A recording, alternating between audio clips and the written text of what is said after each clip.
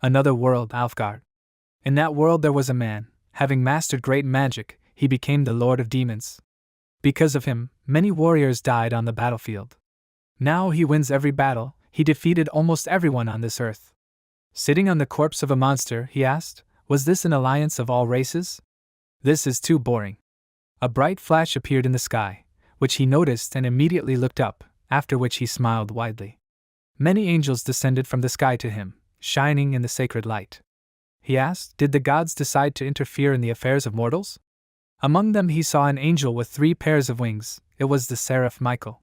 He looked at him with a menacing look and said that they cannot allow him to do whatever he wants. The Lord of Demons rose from the corpse and red sparks swirled around him, and Michael in response also used magic.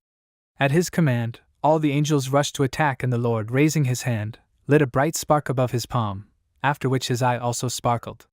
With a slight forward movement, he released a beam of light at the angels and they immediately stopped, after which the beam became more powerful and a bright flash of light blew them out of the way. The demon lord continued to attack, but did not notice how a seraph appeared behind him, who dispersed the clouds with his power. Finally noticing this, he turned around sharply, but it was too late. Michael created a huge bright sphere above himself, after which he smiled and sent an energy ball at his enemy. Upon collision with the ground, a powerful explosion occurred and the angels rushed to attack again. The battle between the seraph and the demon lord lasted 3 days and 3 nights. Finally, the battle was over. The wounded demon lord rose to his feet and caught his breath heavily, looking at the bloody corpse of his enemy. He smiled and said that he was a little tired. Hearing something behind him, he turned around with a smile and asked, "Is it her? The general of the demon army, Ishtar?" The girl, behind whom there was a bunch of demons, confirmed his words with a smile and said that they had not seen each other for a long time. Noticing the corpse of the seraph, she flew closer to him, after which she kicked him with all her might. His corpse crumbled into shining dust, and she stepped aside, and the demon lord, sighing heavily, asked why she appeared now. She answered that if they play fair, then no one can defeat him. She happily spread her arms to the sides, and said that he was exhausted from the battle with the heavens. She thinks they have a good chance now. He was silent, thinking about her words, and then clouds thickened in the sky. He burst out laughing loudly and shouted along with the roar of thunder that this was a good answer. Ishtar said that he still doesn't change. By the way, how is he feeling? Although it doesn't matter, he will die anyway. Just like in the legends about reincarnation, but today they will all disappear. The Lord answered with a wide smile that he feels very well. Ishtar, who did not expect such an answer, made a puzzled face and then asked, "Does he really understand what situation he is in?" Her face became worried and nervous, and he, noticing this, was slightly surprised and thought, "Is it really her?" But she immediately interrupted his thoughts and stepped aside with an upset look, saying that she understood everything. She turned to her army and told them to get rid of him until he recovered. Snapping her fingers, she gave the order to attack and they immediately ran to attack. The Lord smiled widely and spread his arms to the side, telling them to attack. But before he could do anything, one of the monsters cut off his left arm and it flew to the side. But he did not give up. He still had a second hand, with which he hit the monster that attacked him in the eye, after which blood splashed on the battlefield. As a result, he was defeated and lost one arm and a leg. The monsters gathered around him, threw many swords at him, turning his body into a sieve, and then the loud laughter of Ishtar was heard, who enjoyed his defeat. Then the Lord thought, did she really think that he could not be reborn? Disintegrating into many fragments after death, he found himself among the worlds and crossed the sea of stars, receiving a new life.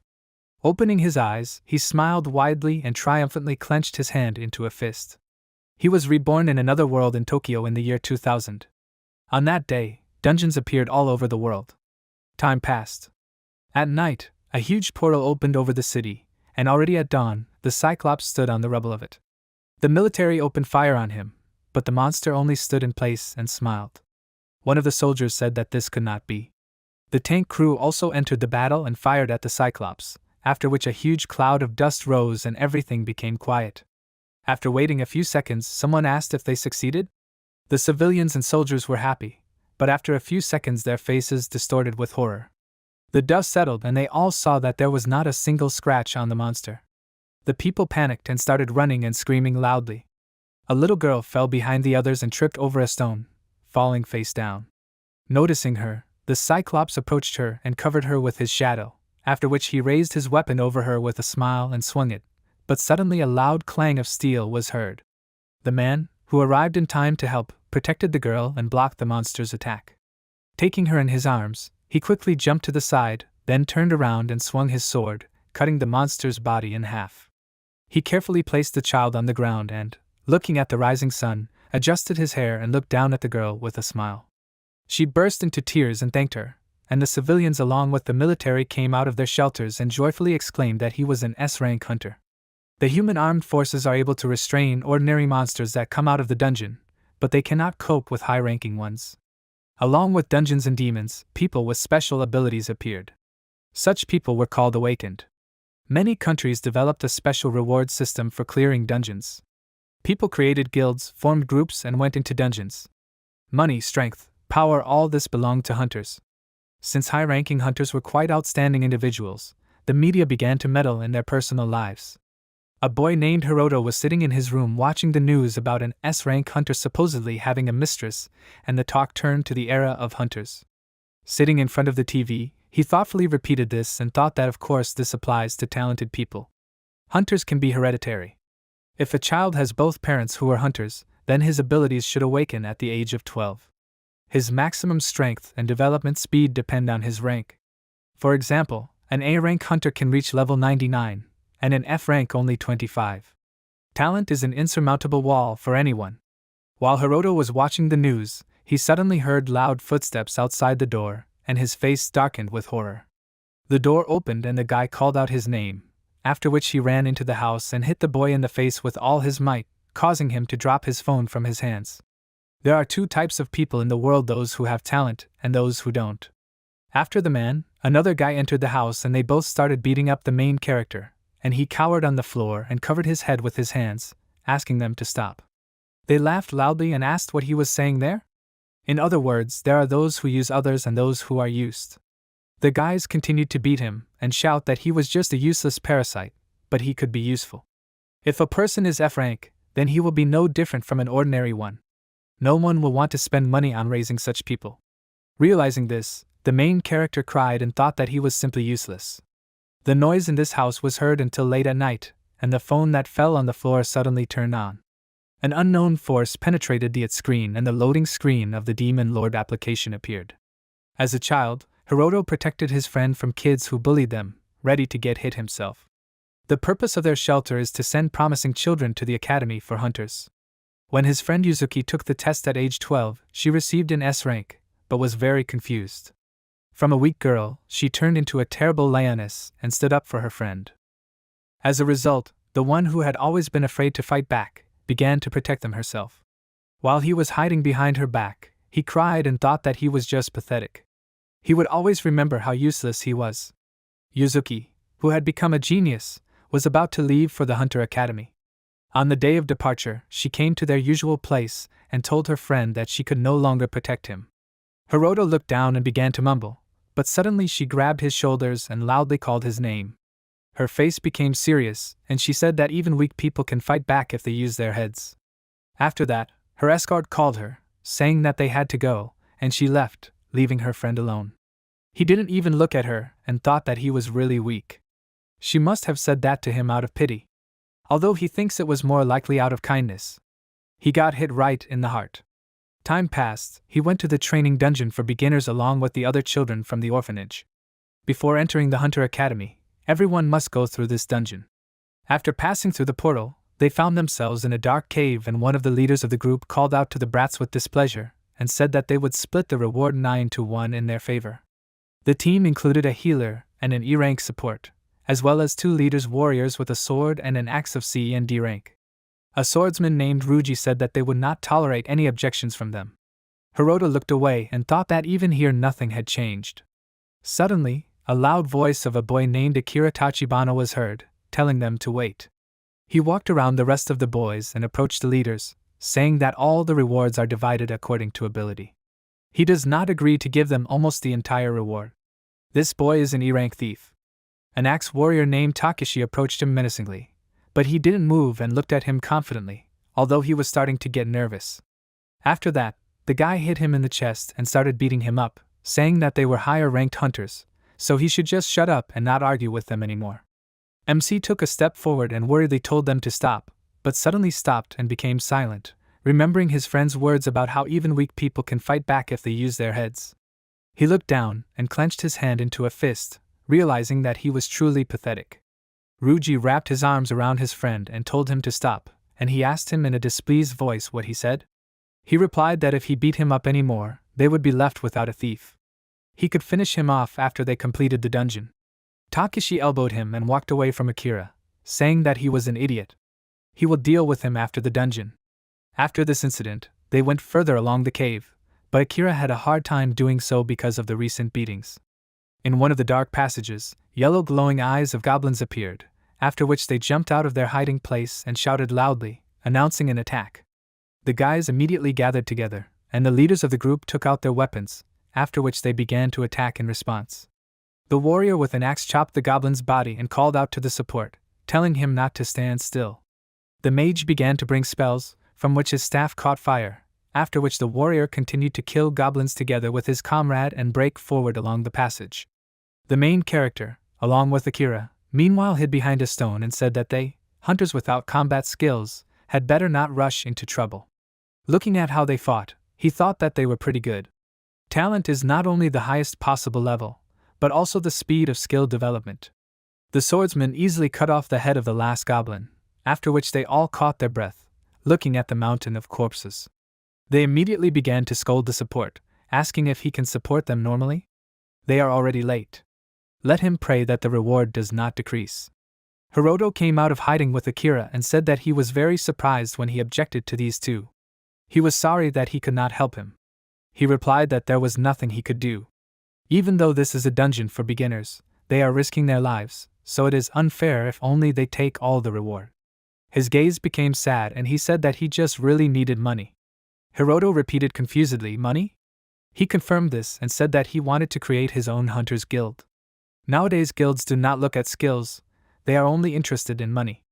Potions from the dungeons, does he know how many lives can be saved with it? Potions dropped by dungeon monsters have tremendous healing power.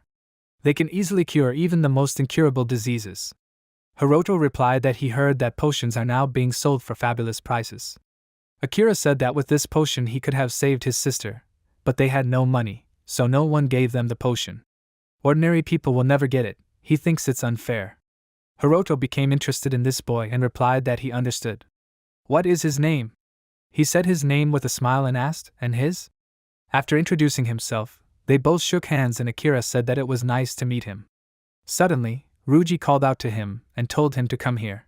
He pointed to the end of the corridor and said that there was a chest in the cave. Adjusting his gloves, Akira said with a confident look that it was his turn now. He walked up to the chest and they told him to hurry up and he said there was no need to hurry. It would be bad if he activated the trap.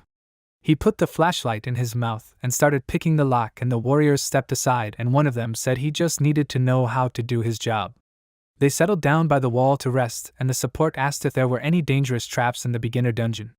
The healer took out a thermos and poured water into cups and handed them out to everyone.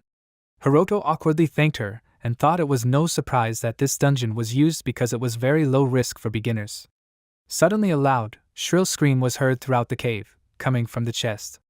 They immediately turned around and saw 3 weapons pierce the thief's body and blood spurting out of his wounds.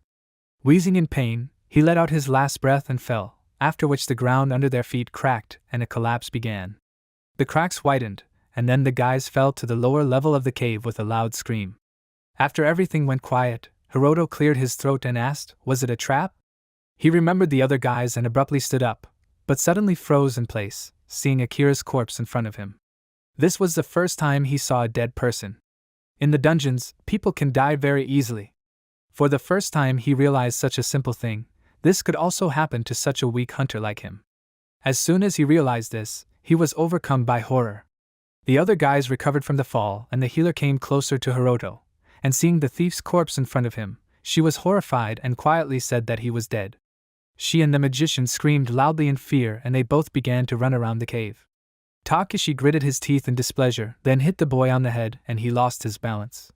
Seeing this, the healer was very scared and the warriors irritably told them both to shut up, let them stop yelling. The swordsman said that because of his stupidity, one newbie died. He smiled slightly and told them to think positively. What business is it of theirs? Hearing this, the boys looked at him in surprise, and Takeshi agreed with the words of his comrade, saying that except for losing the ability to open the chest, there was no other problem. He clapped his hands and told them to get up. This would not bother them in any way. The cave was silent for a few seconds, and the healer glanced sideways at Hiroto. Noticing this, he shuddered, then looked up and noticed the chest. One of the warriors said that all the scary things were over. Now it was no longer shaking, so they just needed to go up. Let them boost his jump with magic and he'll pull them up. He called out to Hiroto and asked, he didn't forget the rope, right? Let him get it, they'll go back up once they get up. He got the rope and, looking at Akira one last time, replied that he understood. After going up, they went to the exit, and the mage, who was walking ahead and lighting their way, tearfully asked why there were deadly traps in the beginner dungeon. The healer suggested that maybe it was a dungeon paradox. The warriors asked, is it when the difficulty of the dungeon changes? She replied that it happens once every few years, in random dungeons. Ryuji replied with a smirk that he understood. But it was just an accident. Hearing this, Hiroto shuddered, and they continued, smiling, saying that in any case, they didn't care that he died. He was still trash with no skills. MC gritted his teeth and thought, how dare they? How can they disregard a person's life? However, it was already obvious that there was a paradox. The healer who was walking next to him took one step, but suddenly froze in place. Hiroto asked what happened. She suddenly turned her head towards him and became nervous, and then looked down and replied that it was as if she had stepped on something. After that, the ground shook again and a noise was heard. Bright sparks appeared in the air, which formed the shape of monsters. The boys froze in place, looking in shock as an entire pack of wolves appeared in front of them. The warrior exclaimed, are these northern wolves? They didn't even study at the Hunter Academy. How will they deal with them? The D-rank silver wolves bared their teeth, still hesitant to attack, and Ryuji exclaimed that there should be some in this dungeon. They only appear in the far part, which is now closed. The support said that it was a trap that summons monsters. But why is it in a dungeon for beginners? The warriors began to talk among themselves. One of them asked what to do. Even if they try to escape, they will be caught. His comrade agreed with him, and they began to think about what to do next. The wolves began to approach closer, growling menacingly. The dungeon paradox, also known as the chain paradox. As the name suggests, it is a chain of inexplicable events that change the dungeons.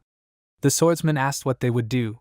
Takeshi remained silent, then suddenly remembered something and turned around, looking at the others. A wide smile appeared on his face, and he said that silver wolves have one peculiarity. Realizing what they were talking about, the guys looked at Hiroto, and he froze in horror. To prevent unforeseen situations, they studied the monsters that can appear in the dungeons. These wolves have one peculiarity. First, they attack the weakest member of the squad. The warriors grinned and said that they needed to run from here. They turned to Hiroto and told him to try his best. Takeshi pointed to the far passage in the cave and told him to run that way. The protagonist's voice trembled and he asked nervously, he must be joking, right? The warrior did not answer. He touched the shoulder of the frightened magician and said that he would become their bait. If he saw that he ran towards them, then let him attack him with magic. The boy was horrified, and Hiroto asked hopefully, he would not do that, right? The magician remained silent, thinking about it, and with tears in his eyes apologized to him. They passed by him and headed for the exit, and Hiroto looked after them and asked confusedly, what was wrong with them? They are joking, right? This is just a joke? The healer shuddered, frozen in place, and stutteredly apologized to him, saying that she did not want to die. Hearing this, the protagonist became very nervous and asked them to wait. He is sure that if they work together, they can handle them. They are comrades. The mage began to use his magic and apologized to him, and the healer trembled with fear and cried, also begging him for forgiveness. Hiroto froze and thought, why are they apologizing? After that, the guys ran past him and he turned around, thinking, so they are trying to say that it is not his fault? They all ran together to the right passage and he, stretching out his hand to them, thought that this world is very cruel, there is no place for the weak in it. Throwing down his backpack, he ran and, remembering his friend, thought that even she said that he was weak. Putting all his strength into running, he cried, but the wolves were faster. One of them jumped on him and knocked him to the ground, after which the rest began to tear his flesh, and he screamed loudly. His blood splashed everywhere, the wolves were merciless. His eyes rolled back from unbearable pain, and through loud screams he asked them to stop, but they did not care. Dragging his body parts around the cave, they continued to gnaw at him despite his pleas. He then wondered, is this where he will die? Remembering his childhood, he thought, is he weak? He doesn't want to be protected. He wants to protect others. He closed his teary eyes and quietly said that he still hasn't gotten stronger. He really wants to get stronger. While the wolves were gnawing on his bones, the phone that fell out of his pocket turned on, and the screen lit up. Noticing the glow, the wolves stopped eating and turned to the phone, freezing in place. Feeling something, they pressed their ears back, and then spat out the severed limbs from their mouths and ran away in fear. Hiroto's hand fell next to his corpse, and the phone screen continued to glow brightly until a loading screen appeared, which said that the Demon Lord's app was running, and began analyzing Hiroto Ijima's status. His status window appeared on the screen, and the system reported that a strong thirst for strength was detected. Access to the soul was obtained. The screen began to emit a bright rainbow glow from itself, which passed to the tortured corpse of the protagonist. The Soul Link skill was activated and his HP number lit up red, and then instantly restored to the maximum. The system reported that there were 180 seconds left before the reactivation of the Soul Link skill. After a while, he woke up, all the wounds on his body were restored, and his limbs grew. Letting out a sigh, he opened his eyes wide, and then abruptly rose and began to grab his throat, choking. Remembering what happened before this moment, he examined his body and wondered, is he alive? However, why did his wounds heal? He turned his gaze to the phone lying nearby and picked it up, thinking, is this all he has left? He looked at the screen in surprise and asked, the Demon Lord application? He does not remember installing what it is. He got to his feet, and seeing the pool of blood he was lying in, he remembered how the wolves tormented him and the severe pain. Realizing that it was his blood, he suddenly felt sick and vomited. Having caught his breath, he thought that it was definitely not a dream. Having wiped away his drool and looked around, he thought that he didn't really understand what happened, but now he was alone. It meant that the fact that he was abandoned was not a joke. He found his boot and put it on, thinking that in any case, he needed to get out of here now. Heading towards the passage that the rest of the guys ran into, he found himself in a spacious hall of the cave. Having gone further, he found himself in a corridor where goblin corpses lay on the ground. He immediately jumped out of his hiding place and frowned, thinking that it seemed that the guys went this way. He went further, feeling his body along the way, but did not notice the living goblin hiding in the shadows. The little monster rushed to attack with a loud scream, and MC turned towards him, seeing that one of his arms was cut off. He didn't have time to react in any way, and the goblin immediately sank its teeth into his neck, and he asked it to stop and screamed loudly. As a result, the monster knocked him to the ground and began to gnaw him, and Hiroto kept asking it to stop and hit his body with his fist several times. The goblin grabbed his neck with his hand and he began to choke. Trying to push him away, he grabbed his hand and pressed on his head, but the goblin continued to choke him, while smiling. After that, he let go of his neck and laughing loudly began to hit his head with his fist, and he began to cover his head with his hand. Goblins are the weakest kind of demons, especially goblins who have lost their arm. The monster punched Hiroto in the face with all his might, and he screamed in pain. He was weaker than even a goblin without an arm. At one point he weakened his defense, and got scared when he saw his hand in front of his face. The goblin stuck his fingers into his eye socket and pressed his eye, which made MC scream loudly.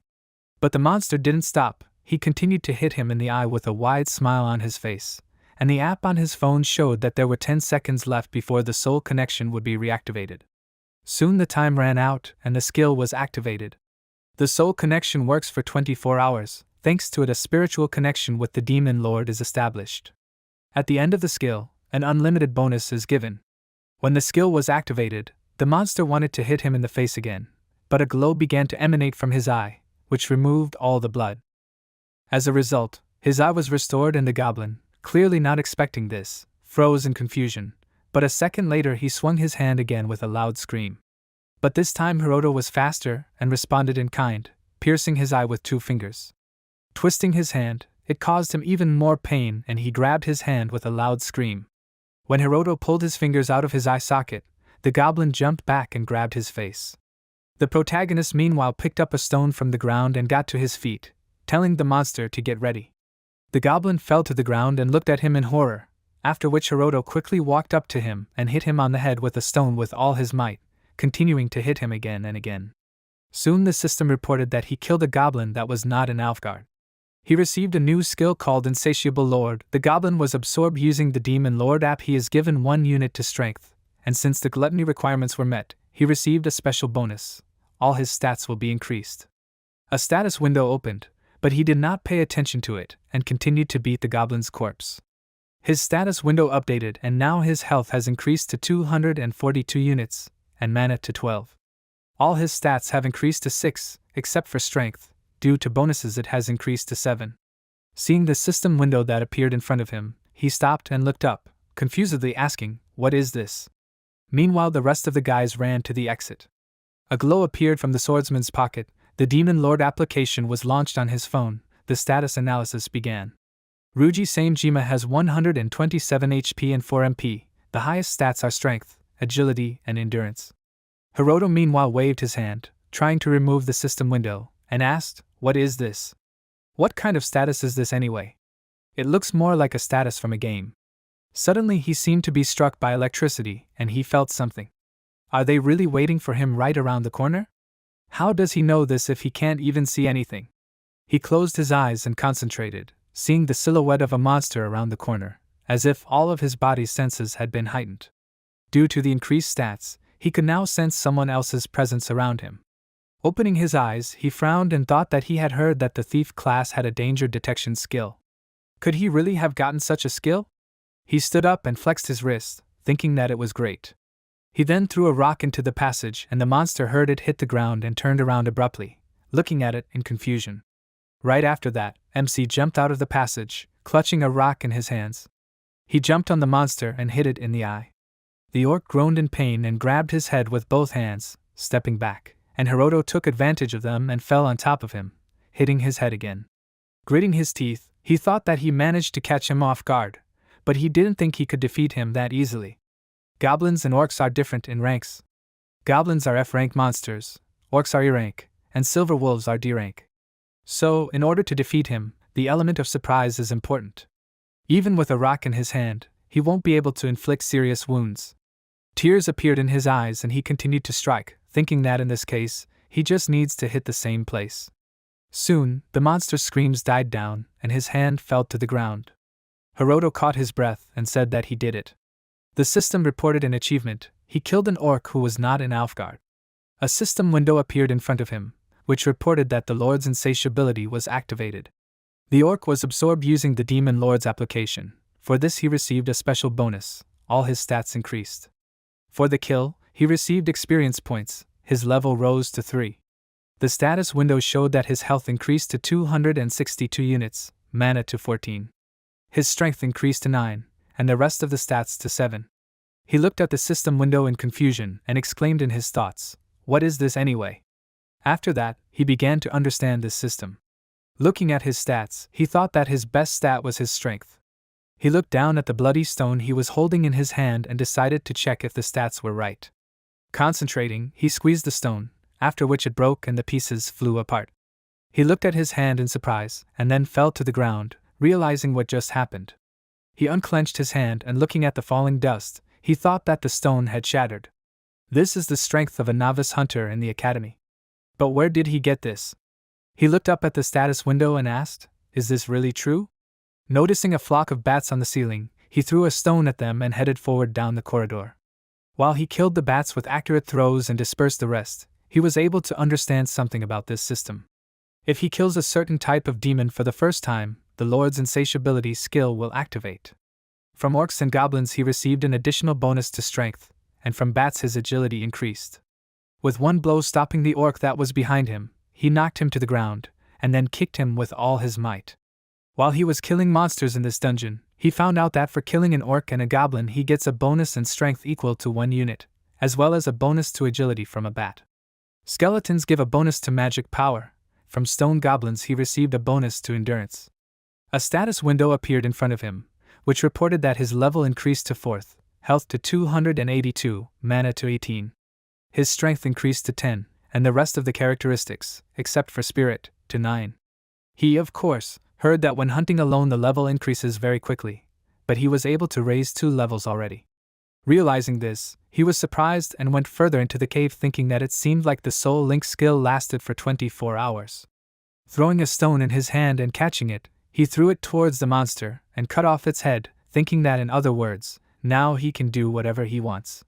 He thinks he shouldn't waste time looking for an exit and returning to the shelter. He'd better go deeper into the dungeon.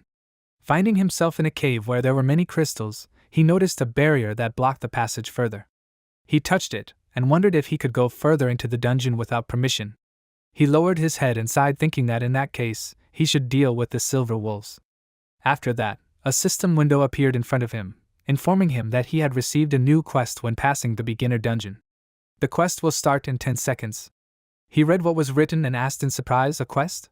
So what this time? The system window disappeared after a while, and then a sound was heard behind him.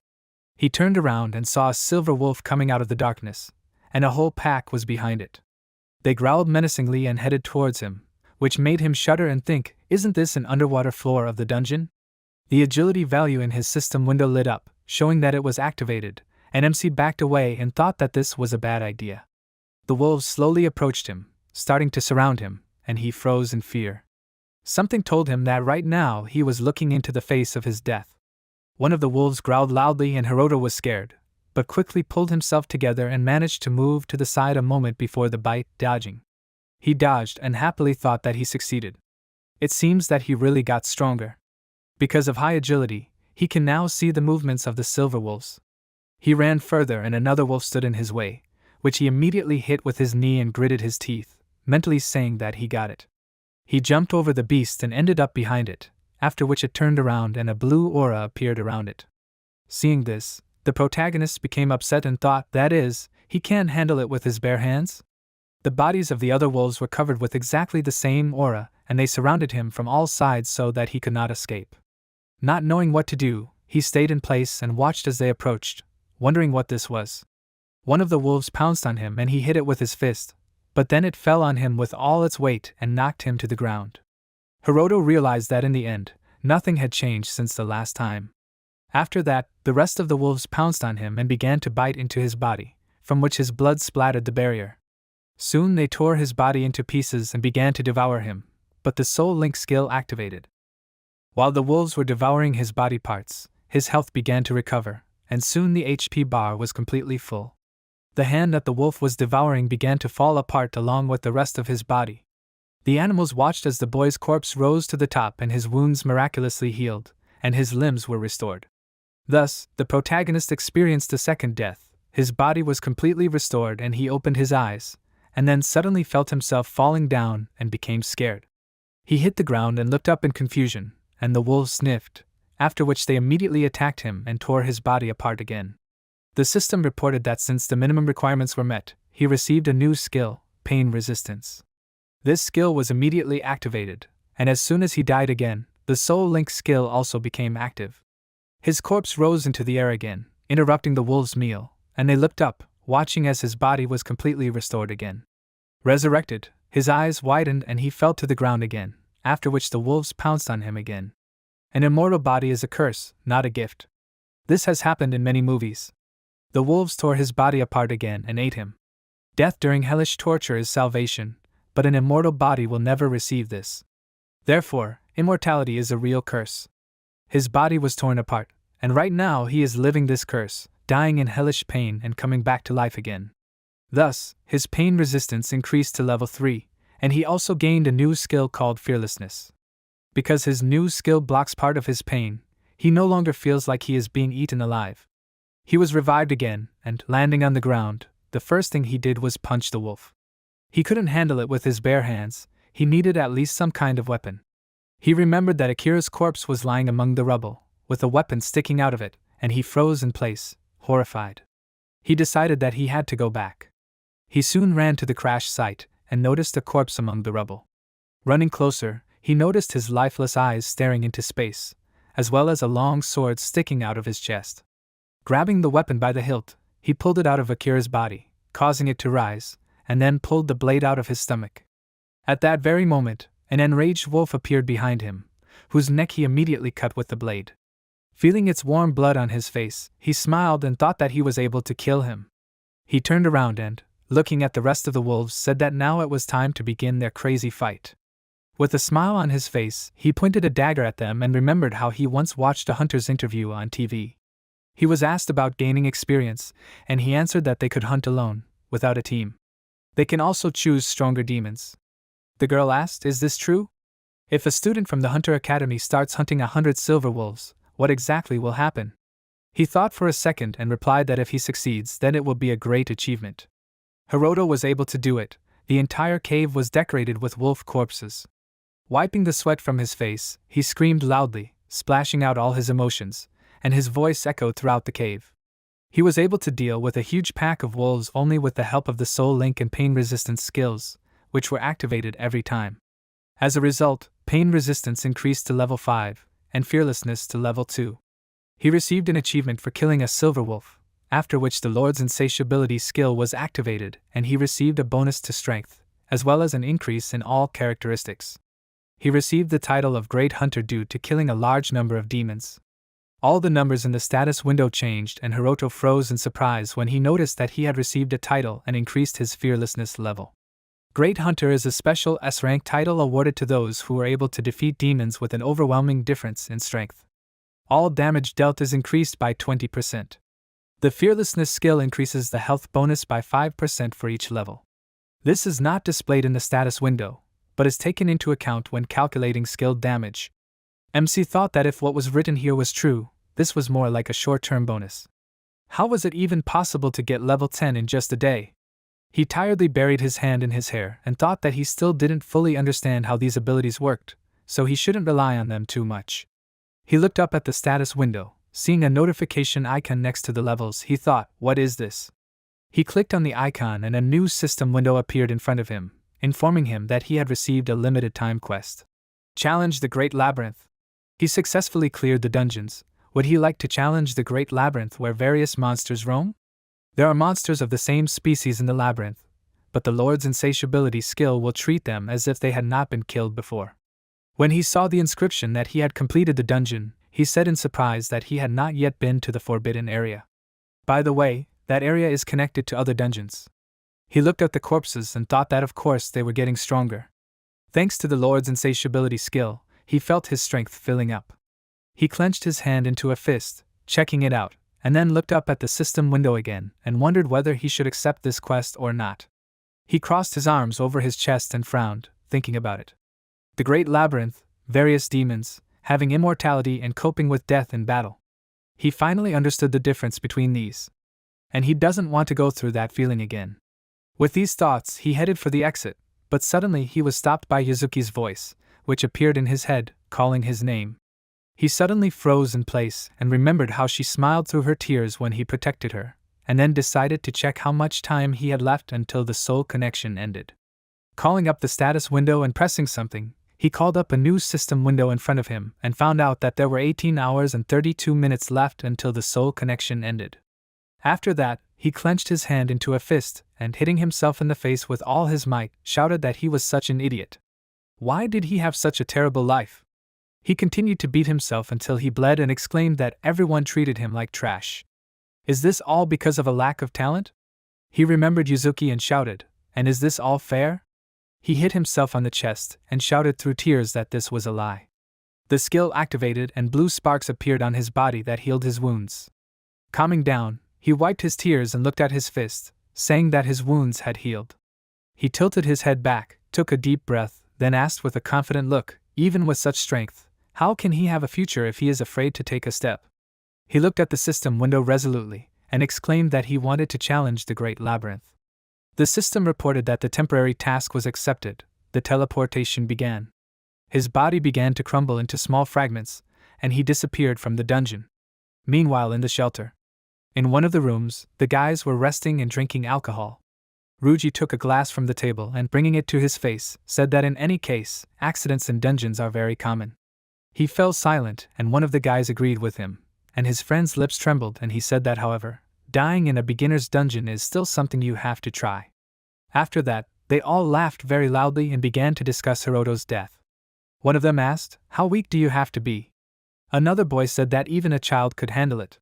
Their friend came to the table to pour alcohol and said that there was almost no danger there, even beginners could handle it. Takashi wiped away the tears that came from laughter and told them to put the jokes aside. He made a sad face and said that to tell the truth, he really felt sorry for those guys. The boy asked, "Is that true?" He handed him a glass and said that even if he was an experienced hunter, anyone would be shocked at the sight of a dead person. He snatched the glass from his hand and told him not to talk nonsense. By the way, next week, an inspection team from the Hunter Academy is supposed to come to them for training fights. The boy slammed his fist into his palm and, remembering Hiroto, asked what about that scum. He replied that he was their comrade. He felt sorry for that kid. He smiled and added that they could use him somewhere else. After that, they laughed again and continued to chat cheerfully, and on the phone that was lying on the table, the loading crane of the Demon Lord application appeared and the system reported that the analysis of Murabayashi Takashi's status began. He is level 5, 137 health and 5 mana, strength and agility are 1, spirit 3, and endurance and magic power 6. Meanwhile, MC was in the labyrinth and had just been revived. He had already lost count of how many times he had been killed. As soon as he got to his feet, the wolf pounced on him and sank its teeth into his shoulder, after which he suddenly turned around and swung his sword, cutting off his head. He wrinkled his face as his wound began to heal, and then looked at the system window, where there was a history of skill use. Soon he finally got there, to the last floor of the great labyrinth. There he was met by a huge praying mantis, and he was stuck in an endless cycle of deaths and revivals. But after so many attempts he finally defeated the boss. A system window popped up in front of him, and he looked at it with a heavy sigh. The system reported that he had passed all the floors of the great labyrinth. The reward for the player began to be given out. He received the skill Awakening of Mana. His level increased to 15, HP increased to 476, and MP to 156. His stats were almost the same, but the highest indicators were in strength and magic power. The system reported that the reverse teleportation began. He would be returned to the original world. Before he could look back, he was already superior to ordinary hunters in everything. Morning came, the two friends went to the toilet. Takashi asked, "He heard, right?" Ryuji replied that of course he heard those strange rumors about Hiroto. He would not have been able to get out of that dungeon alive. His friend agreed and they both laughed, but then he asked, "But what if he really escaped?" Ryuji replied that there was no way. Takashi looked at him with a sly look and he asked, "Does he remember their agreement about the fight?"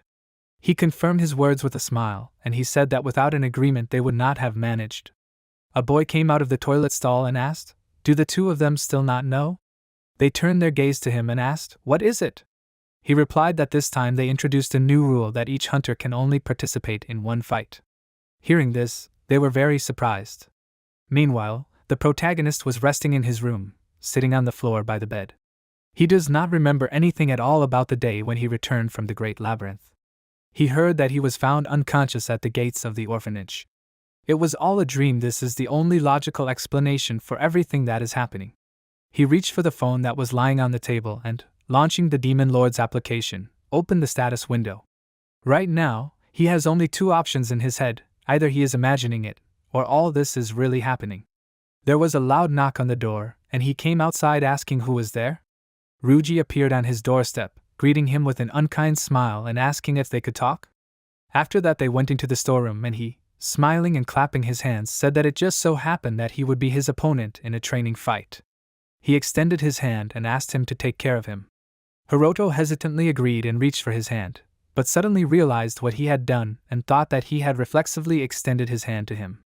Ryuji said that of course, if he already had a fight pending, he would no longer be able to participate in other fights. But it just so happened that he had already arranged to fight with others.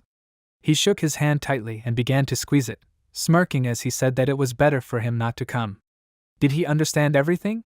MC remained silent and looked at his hand in surprise, and Ryuji, not seeing the expected reaction, thought that he was pressing with all his might. Why didn't it hurt? Was he really enduring it? Hiroto, meanwhile, was trying to understand what was going on and thought that this was the pain-resistant skill in action, right?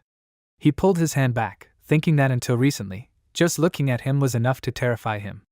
But compared to the Silver Wolves, this man was nothing. He was an ordinary nonentity. Realizing this, he smirked and Ryuji angrily attacked him with his fists, exclaiming, "What's so funny? Seeing his fist, MC froze in place and a signal was sent to his brain, forcing all his senses to work much faster. Everything that was happening around him seemed to be in slow motion. Ryuji was approaching him so slowly that one could think that he was not moving at all. Noticing this, Hiroto wondered what he was doing. Everything was too slow. Should he answer him? Having made a decision, he immediately took action and, getting into a stable stance, clenched his hands into fists and punched one hand upwards, hitting his enemy in the face.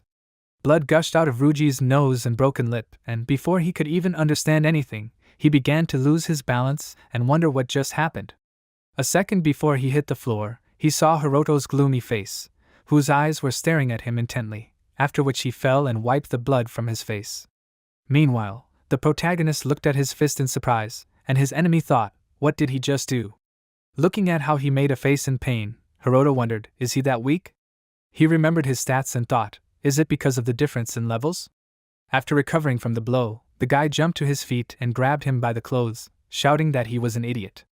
His whole body shook with anger and he asked, how dare he? How dare a trash like him hit him? Has he completely lost his fear? He calmed down a little and asked with a smile, what kind of cowardly attack was that? If he apologized right now, then he could forgive him. Otherwise, he wouldn't get off that easy. After all, he was just low-ranking trash. Before that, Hiroto stood and endured as his drool from screaming flew into his face, but after these words, he couldn't stand it and clenched his hand into a fist, thinking that for his current self, he was just a nobody. But he immediately calmed down and unclenched his hand and thought that if he lost his temper, he would be no different from these guys. He closed his eyes and suggested that he not cause trouble. His enemy got angry and exclaimed, and he says such a thing after hitting him?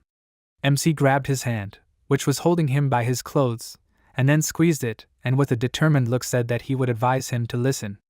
Ryuji pulled his hand out of his grip, and he calmly walked to the exit. Noticing this, he displeasedly ordered him to stop, after which Hiroto turned to him and said that he did not want to bother him, so he advised him not to bother him either. Having looked at him with a confident and threatening look for the last time, he left, and Ryuji looked after him in confusion. The door slammed and he was left alone in the room with his feeling of defeat. In order to throw out negative emotions, he cursed loudly and kicked the box that was standing on the shelf. Soon Hiroto returned to his room and opened the first aid kit.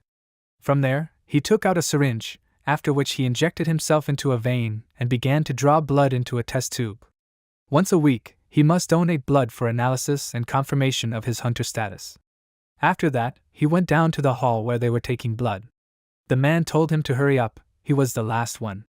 Even F ranks are allowed to fight? Hiroto put a test tube in his container and apologized to him, then headed back to his room, but suddenly stopped and turned around thinking that they were checking the statuses of the hunters. So they would see his level and status? He got worried and hoped that he would not have problems. Meanwhile, Ryuji's company gathered in one room. The boy began to treat the wounds and he pushed him away, exclaiming how dare he hit him. He got very angry and said that he could not even touch him. The boy began to collect the scattered medicines and asked him to calm down. Ryuji immediately fell silent, but after a short pause asked why he was so strong. Maybe he found some rare item in the dungeon. The boy replied that this was a dungeon for beginners, there was nothing valuable there. Maybe he found something valuable after the dungeon. He couldn't see any other explanation for how he managed to get out of the dungeon alive. Takashi said that no matter what happened, they needed to deal with him. He was fighting, so they would deal with him there. Ryuji slammed his fist on the table and told him to wait. He wanted to take revenge on him himself? He responded by jumping up from his seat and grabbing him by the clothes, exclaiming that it was his mistake that was the reason they were sitting here now. Ryuji apologized and his friend let him go, saying that every hunter's equipment was checked before the fights. Even if he had a rare item, it wouldn't help him. He returned to his seat and quickly ran his thumb over his neck, telling him to think about it himself, he was just trash. They shouldn't even worry about it. Ryuji agreed, but he started to doubt, and his friend sat closer to him, smiling and telling him that once the fights were over they would have a good talk with him. Everyone else in the room smiled and he said that they would have a hearty fight then. Meanwhile, in the support center, in the lab, a man was sitting at the computer and checking the blood he had taken while eating noodles, but suddenly something really surprised him and his food fell over. He suddenly jumped up from his chair and exclaimed, "What is this?" When he was checking Hiroto's information, he saw a bunch of errors on the monitor. His colleague, who was sitting opposite, asked what happened. He replied that there were some small problems. She got up from her seat and walked over to him, then looked at the monitor, and he said that Ijima had never been to the Hunter Academy, but he was already level 15. Seeing this, she was surprised, then leaned closer to the screen, looking at his photo. Her colleague pointed at the screen and asked if she saw an error next to his status. She asked if he had heard that people who encountered a dungeon paradox also receive an abnormal status. They made a report on the work done and threw it into the container, after which the man said that one such incident happened in the training dungeon of this orphanage. And how should they tell the authorities about this? Just recently, this guy was level 1 and suddenly became 15. Looks like the director will have to change his schedule. The girl asked if they need to report anything. Until he enters the academy, even if he has an abnormal status, it is none of their concern. Her colleague frowned slightly and looked at her, and she continued, saying that, as she already said, a lot of strange things happen because of the paradox. Anyone who trains at the academy will be able to become as strong as him. Besides, this kid has F-rank abilities. Let him not bother his head with this. He asked excitedly, but isn't this too weird? He was just level 1 a while ago. She turned around and asked with a smile, he said it was weird? Demons appeared out of nowhere, the world changed a lot. She pointed to the monitor and said that this was no exception either. Doesn't he think there are too many weird things happening right now?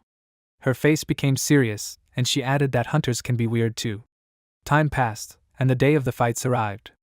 There were a lot of people gathered in the dining room, but they were all standing around one table and looking at something there with interest.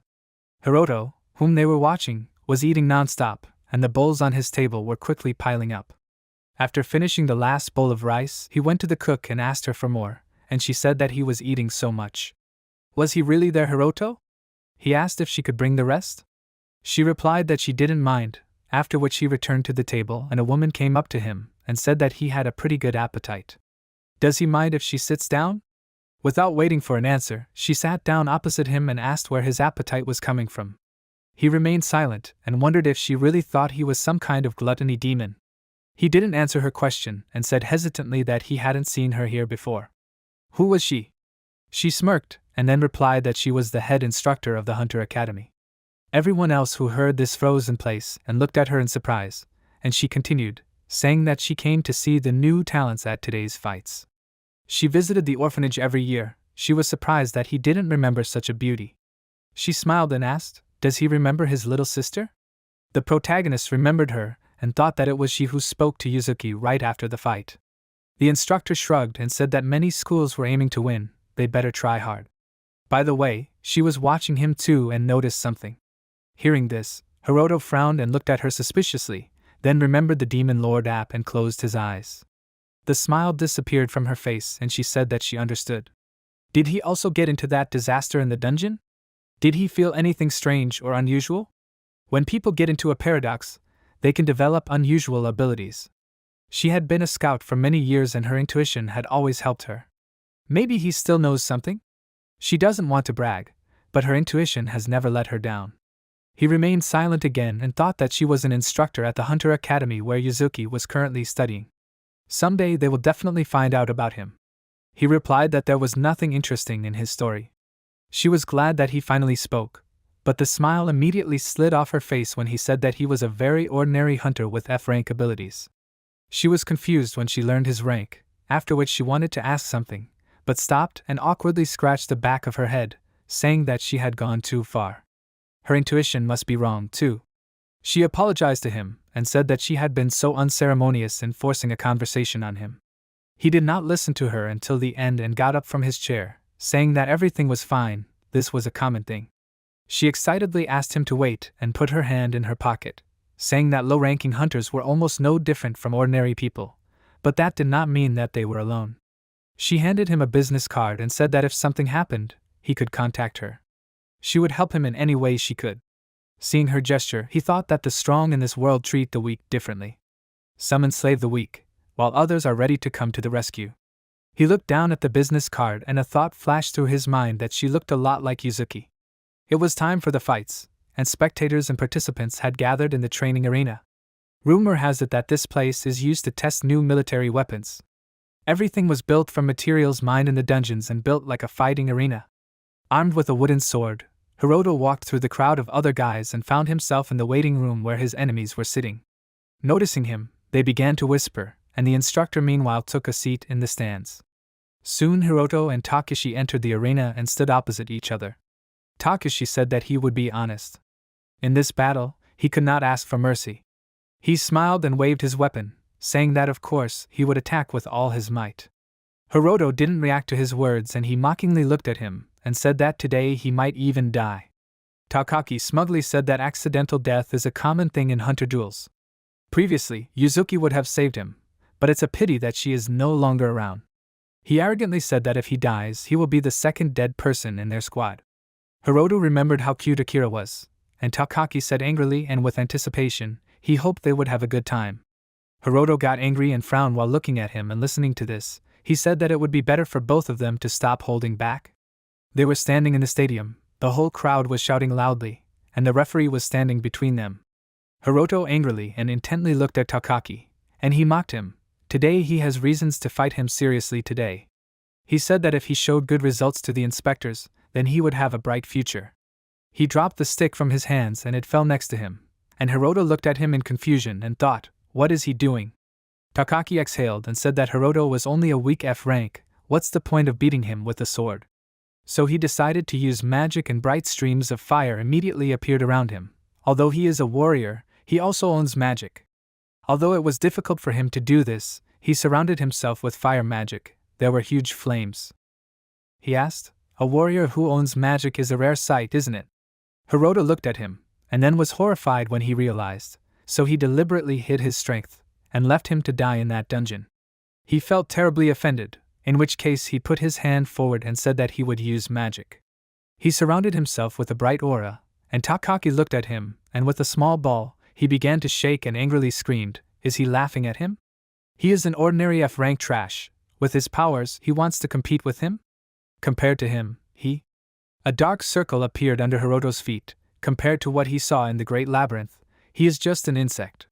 He looked at it indifferently. He was surrounded by dark magic and lightning. His powers were getting stronger. Streams and lightning rose higher. There was a loud hum from them. A sparkling ball of magic and even more streams appeared in Hiroto's hand. The spectators in the stands were shocked. This can't be.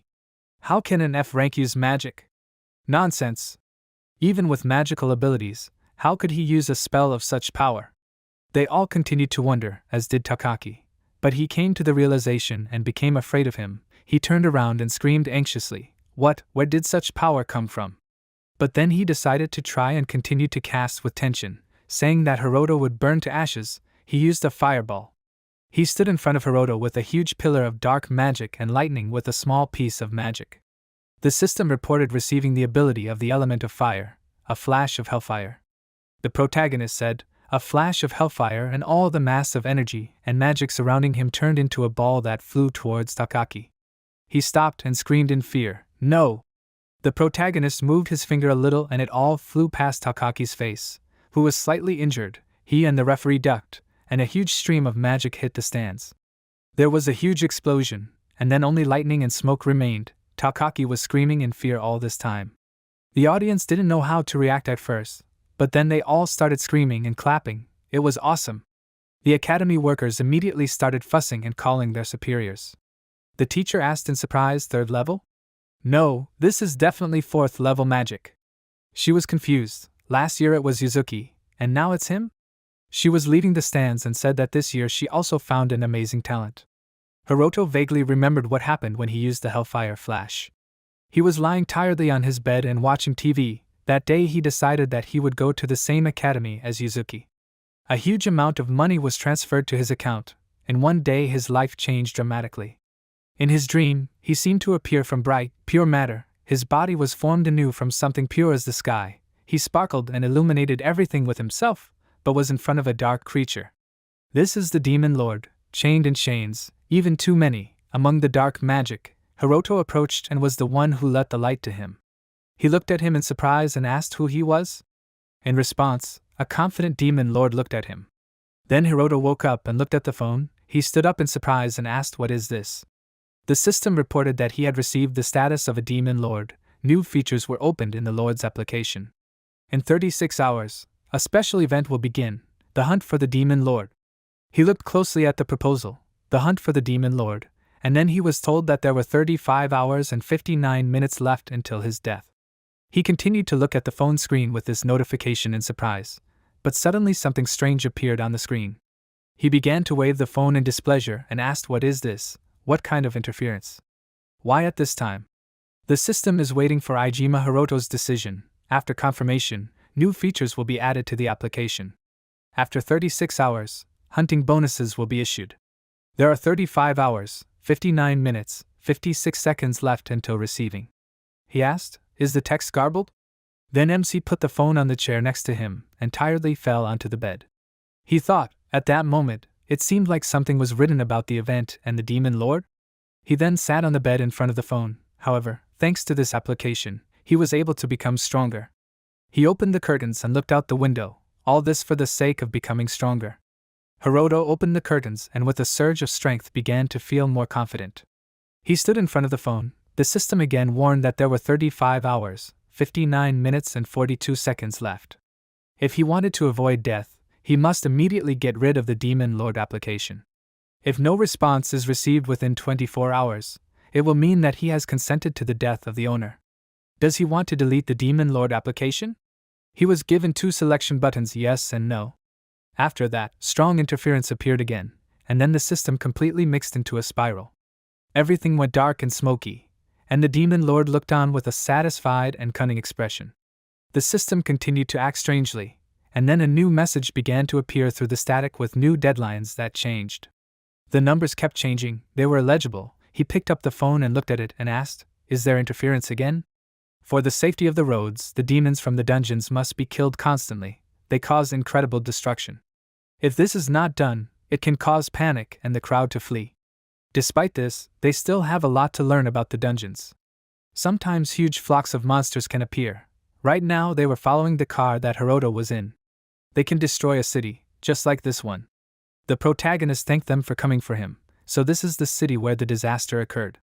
The worker replied that this is true, it happened about 10 years ago, so it has become calmer now. The protagonist looked out the window. The worker said, however, the authorities refused to deal with this area. He looked at the surroundings filled with monsters and asked, "Are only the dead living there now?" The worker corrected him and said, more precisely, "They are the undead." The worker looked at him in the mirror. Hiroto said, "It seems like the hunters of the Artemis Academy have a lot of useful information. All these undead used to be people, right?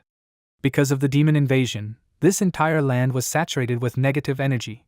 That's why all these undead appeared. All these monsters were suffering and their pain filled the aura of this place." They drove straight at one of the undead and Hiroto tensed up and then heard a loud bang. The undead hit the car and the monster was thrown up, and when they drove further, the monster fell and hit the road. Hiroto turned around. He saw the ruins and said that there was a lot of destruction. The worker said that in these areas, various cleaning methods were used, chemical weapons were no exception. This country decided to sacrifice the city. He continued to drive, however, the dungeon remained intact. If the monsters inside the dungeon are not destroyed, there is a high probability that the disaster will happen again. They stopped near a huge remnant of a building, which had a crack and a bright portal. The worker hopes that they can prevent this. By the way, Hiroto can see. He adjusted the mirror and said that this is a dungeon. He lit a cigarette and said that he didn't think so. It's amazing, with such outstanding abilities, he would only be in F rank. He exhaled smoke. Even with abilities, a low level is still a problem. The maximum level for F ranks is 25, right? MC looked at him with displeasure, and then the worker said, even if a paradox happened in the dungeon, he still has a low rank. So he thinks he shouldn't have gone to the academy. Hiroto didn't say anything and grabbed the door handle, and when he got out and opened his door, the worker yelled in alarm, "What is he doing?" The protagonist tore his seatbelt, and the worker yelled in fear that he was an ordinary person and can't stand violence. Hiroto tried to pull him out of the car, and he kept yelling at him to wait. He's strong, of course, but there are many people who are as good as him. MC didn't answer and continued to pull him out with displeasure. He shouted that there was no need to make a scene about such a thing. Can he hear him? But when the protagonist pulled him out of the car and put him on his shoulder, he asked, "What?" The next moment, the giant monster kicked powerfully, and with a loud sound of impact, their car flew into pieces. Hiroto managed to jump back, and the guy screamed loudly. he asked in horror. What? In front of them stood a huge and scary Wendigo monster of difficulty B. It was shrouded in dust and a bright aura. The guy asked, shouldn't there be a notification about the appearance of such demons? While the monster was destroying everything, they quickly ran away and finally hid around the corner of the building, and then Hiroto looked at what was happening. The demon was shrouding everything in clouds of ice and snow, destroying all the buildings and cars. The worker said if it didn't notice them, then he thinks they should wait for the hunters there. He looked at the phone screen. It was 3 p.m. and 55 minutes. According to the rules, every hunter in the academy must return from the dungeon at 4 o'clock. In the group that is currently in the dungeon, there is a famous flame witch. Hiroto thought, the flame witch? Her beautiful image shrouded in magic immediately appeared in front of him. Could it be Yuzuki? He asked, is it a very dangerous demon with a difficulty of B, right? Does he think they can handle it? The worker replied that there are many gifted hunters studying at the academy. He does not know where this monster came from, but they only need to hold out for 5 minutes.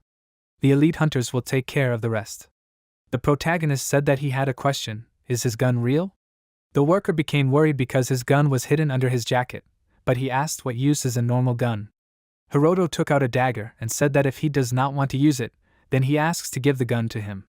The surprised guy asked what Hiroto was talking about, is he crazy? The protagonist held the dagger in front of him and pointed forward. In this situation he had no choice. A giant suddenly appeared from the building opposite, destroying everything and filling the area with icy smoke. The guy sweated from fear and said what? The protagonist frowned and said that they don't have 5 minutes now. The demon breathed icy steam on them. There was a huge crystal in his chest. Hiroto watched him, and the monster looked for them and looked around. Suddenly, he raised his head up and screamed loudly and furiously. Hiroto and the escort covered their ears. The monster broke the glass and looked out of the window. He was looking for them. The worker screamed, is he completely crazy? What does he want to do to such a monster with an ordinary weapon? This is a demon, a threat comparable to a catastrophe. Hiroto thought with displeasure, does that mean he's crazy? But then he grinned and asked, what if this is so? He asked again to give him the gun, but the worker told him to stop. Does he even know how to use it? He hid the gun and repeated again that a normal weapon would not work. That's right, monsters' bodies are protected by a special field. He remembered all the monsters he had met before. Hunters also have such a field, it's like a barrier, so only hunters can break through this field with their strength and magic. MC again began to ask for a gun very persistently. The worker continued to doubt, but then looked ahead in fear. The monster's ice magic was already approaching them. Hiroto irritably asked to give him the gun faster. Then he doubted, but still gave the gun, and Hiroto thanked him. The worker said that at least he should tell how he was going to use it. He replied that he would become bait, and the attendant asked what he said. The protagonist said that in the academy you can learn a lot about demons. What are his weak points? The worker said that he was just an ordinary employee. How would he know? The giant was already very close to them, and Hiroto said that at a certain point in their lives they are very sensitive to noise, such as gunshots. The guy listened to him in surprise. The protagonist had heard that such monsters were found throughout the city.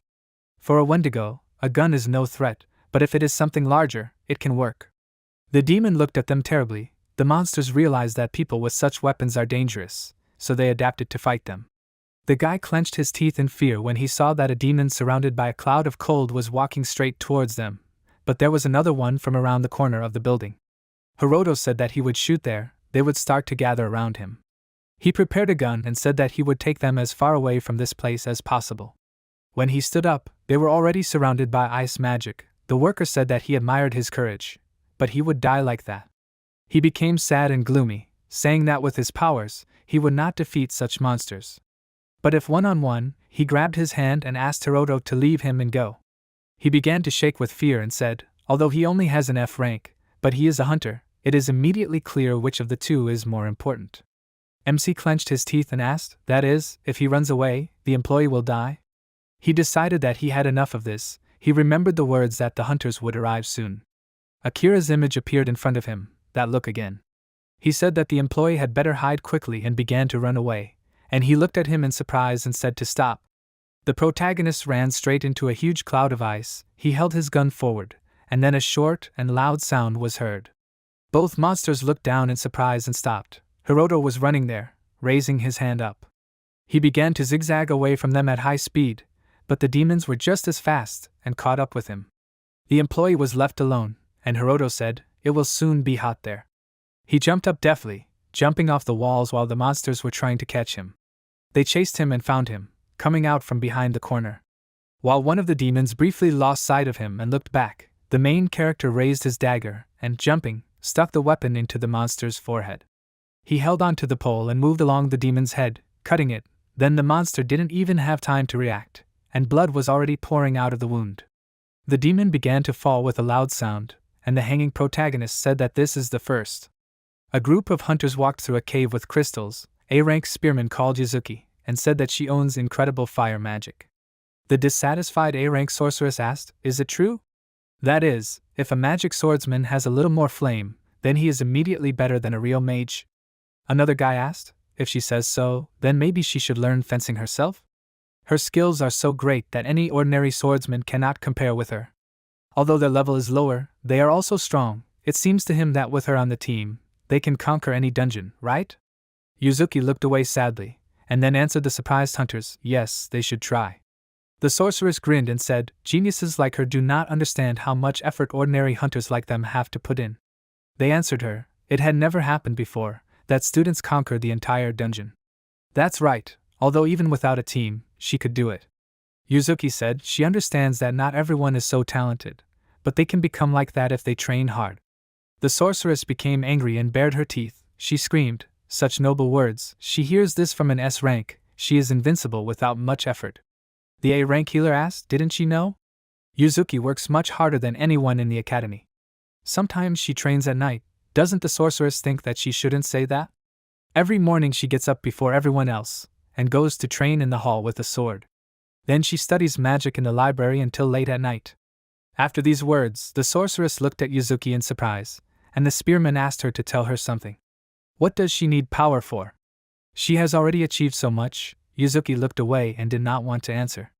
But then she told me that when she was a child, she was bullied at the orphanage. She sat and cried, then one boy came to her aid. The healer said that it was amazing. The guy who was bullied found the strength to protect her. It was hard to even imagine. She looked down sadly. When it was time for the test, she received rank S, and he rank F. She was very happy that he helped her. Now she confidently said that she decided to become a person who can protect the weak. The sorceress frowned, and then grinned, and he was very brave if he protected the girl from bullying. Well, let him train to death. What's the problem with assembling a team? The girl shook her head. Everyone has ranks from B to A. If they all put in more effort, they can handle everything. But unfortunately, that guy doesn't have a chance. She said this leaving the portal. After all, he has rank F. As soon as Yuzuki passed through the portal, she was surprised and horrified. Her team members came out and were also surprised, asking, what? A huge crowd of monsters were chasing the worker and stomping loudly, and he was screaming. The main character at this time jumped down next to the killed giant, turned around and thought that he was able to kill him with one blow to the head. But then another monster appeared in front of him. He began to run towards him as if mad. Hiroto frowned. His agility is 22. He was able to dodge the blow of the giant's hand. He himself will not be able to cope with them. He ran up and then began to slide quickly and flew right between the legs of the monster. Hiroto jumped up and ended up on the monster's head. He put a gun to the back of his head and screamed, and from such a distance? A muffled shot was heard. They froze for a moment, and then the monster screamed angrily, and raised his hands up. It grabbed Hiroto and squeezed him in its paws. He immediately froze and was covered in ice. Of course, the wound was shallow and only affected the skin. The main character broke free with a dagger and wounded the monster. That's what hunters are for. The demon screamed loudly, and then fell. Hiroto was on his head with a severed and bloody hand. He turned around and said, look, now they're attacking in a crowd? Several angry monsters were running towards him. At this time, Yuzuki was also fighting with a sword and strong fire magic. She was killing giants, while her team members were tiredly sitting on the ground. There were already 2 corpses behind Yuzuki. She asked, where did so many of them come from? Kanzuya replied that it must be some kind of disaster. Yuzuki approached the worker and asked, in which direction was that student? He pointed in that direction with trembling hands. She said she would help him, and the guy tried to tell her to stop. By this point, Hiroto was sitting tired on the ground, surrounded by dead and bloody demons. He began to look around and inspect the wounded monsters and the snowy ground. saying that he was finally done. His level was increased, Great Hunter level 17. His health and mana also increased. The skills Pain Resistance, Fearlessness, and Mana Awakening were level 9. Strength increased by 3, Spirit by 4, Agility, Endurance, and Magic Power by 2. The protagonist looked at the monsters shining with ice and was glad that he was done. He decided that he needed to return to the car and began to walk along an absolutely empty and dead street. It was already sunset, and strange sounds came from the monsters. Dark liquid gushed out of them. They suddenly opened their eyes, in which there was nothing. A huge crowd of monsters began to come to life. They woke up one after another. A portal appeared right in the empty space, to which they all walked, as if they were controlled by that liquid. The protagonist walked forward tiredly and remembered that the essentials were in the car that was destroyed. He received a notification, 12 hours left before his death. The girl ran, stomping her heels. She looked back and thought, which way was that student? The worker pointed to her, but there was a fork in front of Yuzuki. She stopped and began to use her skill, level 9 search. Then she immediately understood the direction and quickly ran forward. Yuzuki seemed to follow the navigator that created the search skill. Only S-rank hunters have such a skill. She looked for it, looking around. Yuzuki received a message from the gods, monsters like in the game, a dungeon like in the game. In addition, a window appeared, similar to the game's status. She grinned. If this is a made-up story, someone clearly has a bad imagination. But then she immediately became sad. She was able to get power. No, it was given to her. She remembered the bullying in the orphanage. This world is just unfair. When she was a child, there was one guy who fought against such injustice. She thought he was a real hero, but she did not want to rely on others anymore. Then she began to protect him. Now he is not able to protect anyone. She remembered his battered face. Their world is full of different crazy creatures. That's why she received such strength to resist them instead of him. She confidently decided that she promises, next to her, no one will cry. The girl continued to run and finally saw him. She wanted to ask if he was okay, but asked in surprise, "What?" She stood in front of him and asked, "Hiroto?" He was also surprised and did not answer right away. After a while they were driving in a car. The worker apologized for having to give them a ride, but he was told that there was nothing wrong with that. Their car was destroyed by a Wendigo. Besides, it was not difficult for them. Everyone was riding in their seats, while the main character was lying in the trunk. He was grateful that they were giving him a ride, but why were they treating him so badly? Spearman said, who would have thought that this brave guy would be someone Yuzuki knew? Plus, his skills were rank D rank before he even entered the academy. He never thought that he could have such strength. If he had such strength before entering, he must be no weaker than them at the academy. The sorceress mockingly asked, maybe he would still take him into their team? Spearman said that was nonsense. The only thing that surprised him was his strength before entering. He raised his head arrogantly and mockingly. After all, Hiroto was an ordinary F rank. Indeed, he can't achieve much. He's already close to the maximum level of his rank. The sorceress asked, F rank? She looked at him and said, she's so sorry, he has a handsome face. The healer said that she was cruel as always. Who would choose guys by their rank? She asked, what's wrong with that? She doesn't want to be with a guy who is weaker than her, and she doesn't even think about guys who have no future. Spearman asked Yuzuki what kind of relationship she has with this guy. She hesitated, and then said that he is a special person to her. He chuckled, wow, special? Yuzuki said that they were always together before. He protected her when she was bullied. Spearman said maliciously that now he is a weak boy who is unable to protect her. Everyone looked at him with displeasure, and Yuzuki said that it is true, so he does not need to protect her. She told Hiroto to call her when he goes to the dungeon. She will join. He just listened to her, and Kazuya said that she should not confuse personal relationships with work. As one of the strongest hunters in the country, she has obligations. She should not worry about such a small thing. But she said no, for her, who has never had a family, he is the only family. The spearman was terribly saddened by these words, but said that he understood her. They continued driving. When it was already night, Hiroto looked out the window. They arrived at a beautiful academy building, where every detail was perfect. They began to take out things. The spearman called him, calling him a newbie, and with a smile said to come to the common room. With a very malicious face, he said that he wanted to talk to him. Among the ruins of the city, new monsters wandered. Under them the ground was covered with cracks. All the dead were inside a glowing circle of magic. They moved strangely and could not get out. The magic circle became gigantic and covered a large area. A wall of magic appeared in front of the monsters and they began to dry up like fruits, and then explode and leave bloody puddles with splashes. Inside this circle, at night, puddles of blood stretched upward, each drop it rose up. The dark liquid gathered into one mass, creating balls that were dark and creepy. From these balls appeared the limbs of a monster, and then ahead, it was a giant demon, similar to a bull. It went down and jumped loudly, lifting up stones. Behind it was a whole army of such monsters. The city of ruins was filled with these terrible creatures. They approached the portal and began to enter it, then a bright flash appeared inside and the portal changed, became much brighter and larger, spreading shock waves.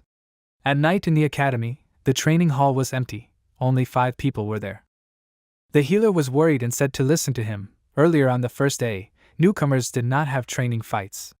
Kazuya grinned creepily and said they, as seniors, should hammer the rules into their newcomers. With this approach, he is sure that they can better prepare him for real battles. The healer looked away and said that she did not mind, but he thought, it seems there is personal hostility. Yuzuki frowned and covered him with her body. Kazuya said, he is an F rank, and his combat rating is D rank. With such indicators, going alone to Wendigo is just crazy. He has no other choice, they have to deal with this as soon as possible. For that he is willing to personally help him. The sorceress said that she does not care if he was bullied, it was hard for her too. It is time for them to stop this show. By the way, even their genius had problems, right? Yuzuki shook her head and said that there was no one stronger than her in the committee. The sorceress passed by and said that she really does not like her.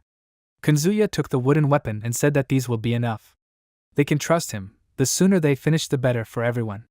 He threw the stick and told MC to take this. Also he apologizes if he causes some injuries, it is for his sake. They looked at him, and then Yuzuki stepped forward and said to stop, she is against this training battle.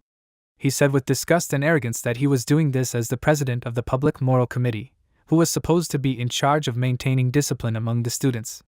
In the future, if he continued to take such risks, he could endanger the entire group. Yuzuki screamed that bullying a newbie was not the answer.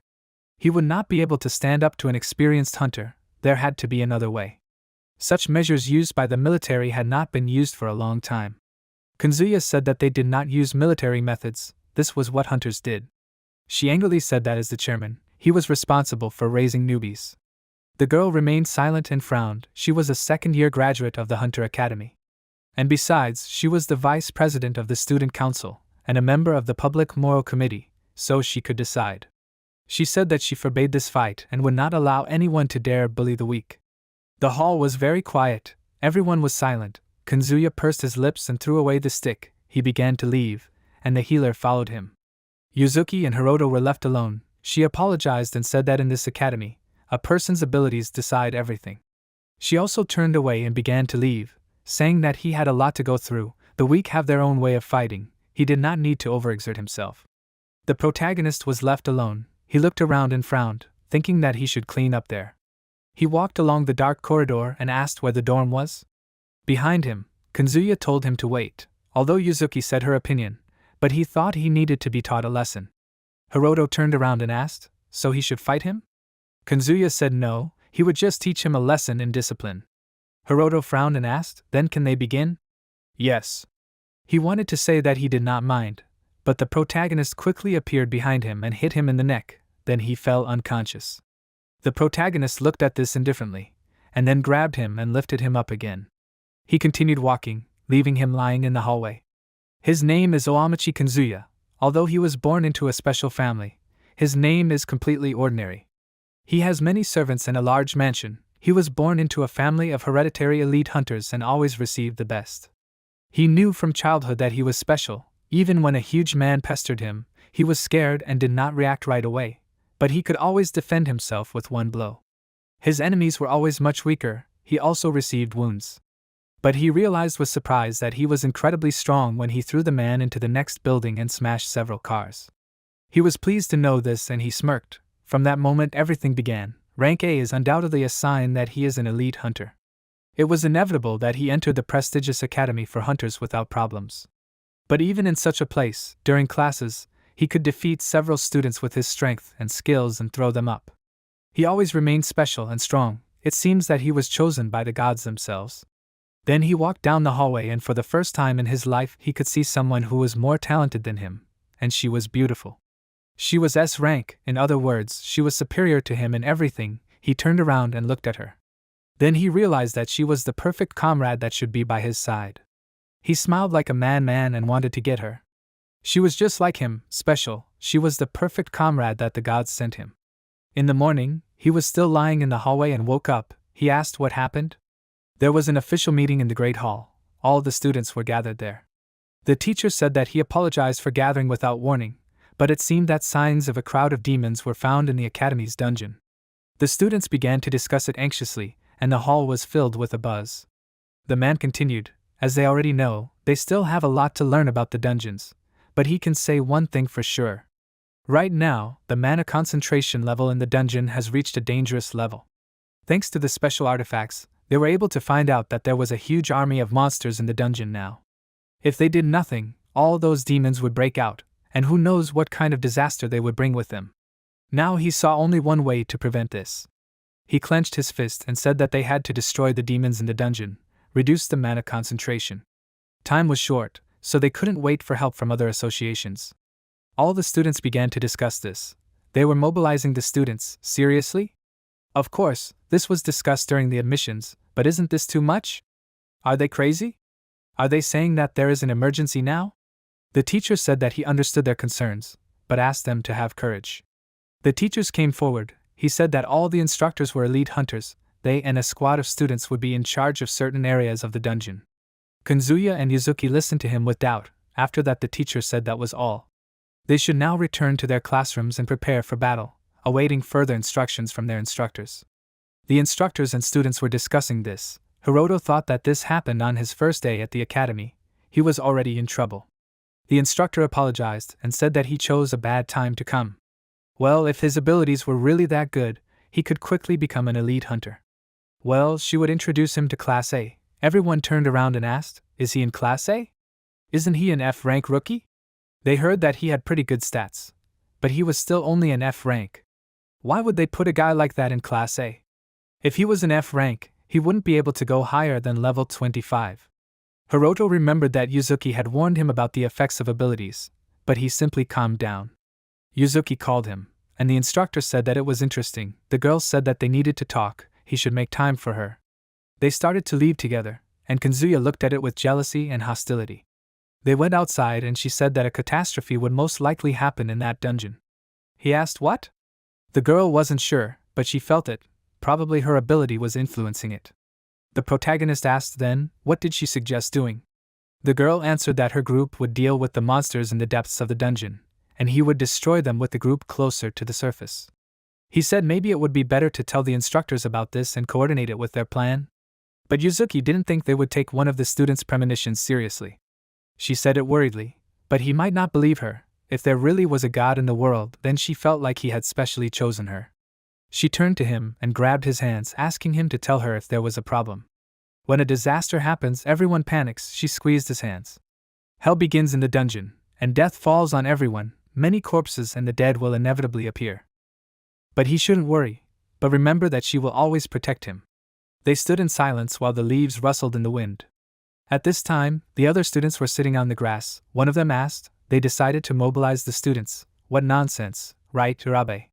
Shouldn't they just not go? He listened to them and asked displeasedly, are they complete idiots? If they didn't show up, they would be expelled from the academy.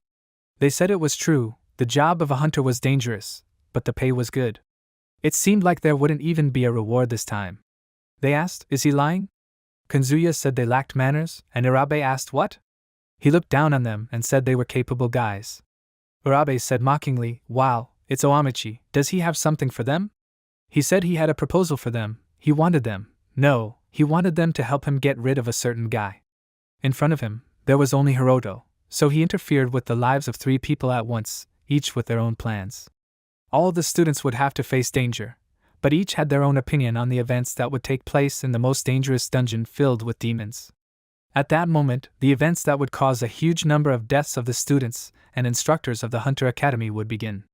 Hiroto 5 received a notification on his phone. There were 0 hours, 0 minutes, and 0 seconds left until the Demon Lord hunt began. awaiting confirmation from the participants. 1 hour ago, the students arrived at the location where the portal opened. The teacher said, "Okay, those who have combat experience will go with the instructors into the depths of the dungeon. The captain of this group will be Yuzuki, the rest will stay on the upper levels and exterminate the low-level demons. They are not dangerous, but there will be a lot of them. During the hunt, they must strictly follow the teacher's instructions. However, the students from Class A go with the main group into the very depths of the dungeon. Since they are considered the elite hunters of their academy, after these words, all the students became nervous. Everyone was preparing right next to the portal. He said that they will begin the attack at exactly 12 o'clock. All the students listened to him, and one girl raised her hand, asking if she can ask a question. He answered, "Of course," and the girl asked why they are going into the depths of the dungeon. With an S rank like Yuzuki, there wouldn't be any problems, but not everyone can handle such strong monsters. The teacher said that he didn't expect them to capture the depths at first. Their job is to support the main attack squad. For example, guarding the wounded while they are being healed, or destroying demons that the main squad didn't finish off. The students of Class B and below who hunt on the upper floors are not in any danger. The protagonist thought, if everything goes as Yuzuki said about the disaster, this attack will not end well. She was not sure about it, then MC asked, "Isn't she in danger too?" It's hard to sleep when you realize that your close friend can be in mortal danger. She told him not to worry, she will protect him. Now Hiroto thought he was lucky to be in the same group as Yuzuki. But then the teacher said that Ijima and Ito will not participate in the attack on the depths of the dungeon. They were shocked by this statement. They will be part of the support group for the squad on the middle floors. The protagonist asked with displeasure, "What, but why?" The teacher said that their job will be to ensure that the monsters from the middle floors do not escape to the upper floors.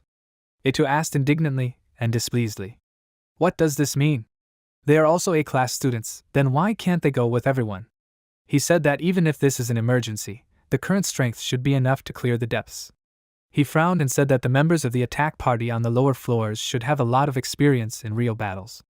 Even if they are A-class, they do not have enough strength and experience for such battles. He rubbed his forehead tiredly and said that they should take this as practice. They carefully select all the members of the squad that will be profitable to invest in. Ito asked in confusion, "Invest?" The teacher hid his disdain and asked, "They are E and F rank, right? Considering their abilities as hunters, they have no future." Ito was horrified by these words. After a while, they all stood in front of the portal, and when they entered, they immediately began to fight. The students killed strange demons, they tried to cut them with axes, and the squads of monsters killed with magic and a group of swordsmen. Two guys decided to split up, then they jumped to the sides, and the demons stopped in fear. A huge stream of flame filled the space and burned all the monsters. The magicians did not stop working, and then they joyfully screamed, looking at the corpses of the monsters. The leader of the squad told them to prepare for Formation A. They all worked together, the knights protected them with a shield, and the swordsmen killed the monsters. They all worked in pairs and easily dealt with the demons. In a large cave filled with crystals lay dead demons. After that, even more dangerous monsters appeared. The student asked, "Do they think that if there are many of them, they will defeat them?" He threw a weapon at the horse-like monster. 2 demons had wounds in their heads and winced in pain. The student finished off the monster, and it fell to the ground, covering everything with blood. He opened his cloak, showing daggers, and confidently said for his entire squad to attack. They screamed and confidently began to advance towards the monsters, holding out their weapons. The instructors were watching them. One of them rubbed his chin and said, "Yeah, their manners are terrible, but he can't deny that they are very capable. Maybe they can even get letters of recommendation to the best guilds in the country." The second teacher looked at the happy students standing on the pile of corpses and said, "It's true, there is no point in them remaining students." Barabe came up and called the teacher, and the teacher asked to call him instructor, but the teacher repeated that he did not care. He asked, "This is a demon extermination mission, right? They want to not hold back and kill as many as possible, so they will leave their group." He asked, "Do they want to leave the group?" And then he shouted menacingly, "Are they doing it again? Do they want to make many mistakes again?" Urabe turned away and said, "What's the point of fighting these weak monsters? If that's what they want, they can stay and do it, but they just want to kill everyone." The instructor said that their skills are not bad, but their behavior and teamwork are terrible. The student laughed and asked, "What did he say?" "They don't care about any of that, they will do what they want." The instructor got angry and said that he is in charge of this area, they can't do that. But Kanzuya told the teacher not to get angry. He took his shoulder with a smile. He asked, Oamachi? He said that they already have the skills to become elite hunters. It will be a waste of talent if they continue to restrict them. He is leading them, they will complete their tasks. He asked, in that case, there will be no problem? The instructor said if he thought so there shouldn't be any problems, especially since they were on the upper floors. Well then, fine. Kanzuya smiled and said then they'll go. He led a group of guys who were proud and satisfied, and Kanzuya was looking forward to the future with an evil look. He said their target was on the middle floors. At this time, Hiroto was with it too. Urabe asked Oamachi, and he answered, what? He wanted to make sure, if they helped him, he hoped that Kanzuya would keep his promise and introduce them to his father. Of course they trusted him, but his father was the head of the largest hunter guild, right? Kanzuya repeated that he would keep his promise. After all, they are a hunter guild, the fawn of the black dragon, doing dirty work. All the students began to laugh, setting up an accident with a weak hunter, looting, stealing, or putting pressure on other guilds? It doesn't matter, they do everything, even contract killing. Urabe smirked and said that there are no rules in the dungeon. As long as he is willing to pay, there are no problems. Kanzuya said that in that case, he has good news. Ijima is currently in the middle levels. He slyly said that there is another girl with him. They should get rid of both of them, and at the top, they will say that both were torn apart by monsters. Kanzuya said that they can do whatever they want, and they were happy and said that they are very grateful to him. At this time, on the middle level of the dungeon, there were wendigos that the students were fighting. Yuzuki was there now. She quickly separated from the squad and ran past the monster, waving her sword and her fiery aura. She stood bravely in front of the giant who was afraid of her. She wrapped herself in a spiral of magic and used the air path. After that, she put her sword to the throat of the demon and swung. Looking at it with hatred, she left behind a large whirlwind of fire that cut the monster in half. All the students were shocked. The healer said that this was great. Hiroto was looking at them, and it is said behind them that this was to be expected from the strongest hunter in the academy. She put her hand on her hip and was surprised that Yuzuki defeated the monster without any problems. Yes, they are on a completely different level. Probably if there were more monsters, she would not notice the difference. Hiroto thought that this was very cool, but is it something surprising? In front of the group that the girl was walking to, there were 3 monsters, cut in half and with their heads cut off. Ito asked, did he say something? He said that she misheard, but he wanted to ask her something. She asked him to call her Murano, and he asked, what? She answered with a smile, that was her name, Murano Itu. It was nice to meet him. She extended her hand and asked him to call her by her first name. He extended his hand too. She said that they were comrades, so there was no need for formalities. They shook hands and he said that his name was Ijima Hiroto. She could call him by his first name too. He repeated that he had a question. There used to be a guy with glasses on Yuzuki's team, right? She asked, was he talking about Oamachi? Now he and the instructors are in charge of the second years. The protagonist answered that he understood, and she looked at him in surprise. He asked one more thing, was it okay that they shook hands? She asked in surprise, what? And he said that ever since the orphanage, when he got an F rank, he was bullied. This academy is no exception. She listened to him with surprise and said, of course, everything is fine. He was surprised by her friendliness, and Murano said that she was an E rank, so he should not worry and patted him on the back. He did not know how to react, but he smiled and thought that she was a good person. In the cave, there were many pink crystals that were glowing. They were left alone. Murano said, to be honest, they have such a humble task, just to make sure that the monsters do not leave the middle floors. It feels like they are just observers. They are making sure that the demons from the lower floors do not get to the upper floors. He drank water and asked, does she think they will pass? Murano understands that this is an important task. In any case, if they appear there, they just need to inform the others and they will be dealt with immediately. She heard a strange sound and tensed up. A hum came from the cave. She turned around and asked, what? A huge monster was standing in front of them. She screamed, a minotaur? They should not appear in such a dungeon. Really? She said in horror that ordinary students wouldn't be able to handle such a monster. What should they do? They should tell the others.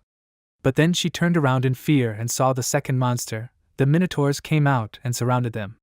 Murano said, no, it won't work. It looks like they won't even be able to escape from there. The protagonist took his dagger and frowned, saying that means they just have to kill them. He started walking towards the minotaur, and Murano screamed and called him. He turned around. She swung her spear and said that in the modern world, sacrificing for a girl has gone out of fashion, he can just rely on her. She confidently grabbed the spear and prepared for battle. She was very small in front of the huge, evil Minotaur, who raised his weapon to hit her. When he brought the axe down, hitting the ground hard, she jumped high into the air and flipped in the air, dodging the attack. She looked at him confidently and began to approach, waving her spear and trying to wound his neck. The Minotaur did not like this and he growled, and then began to swing his axe again, and Murano deftly and elegantly dodged his weapon. The main character admired her and thought that it was cool, no unnecessary movements, she sees every little thing, amazing dexterity.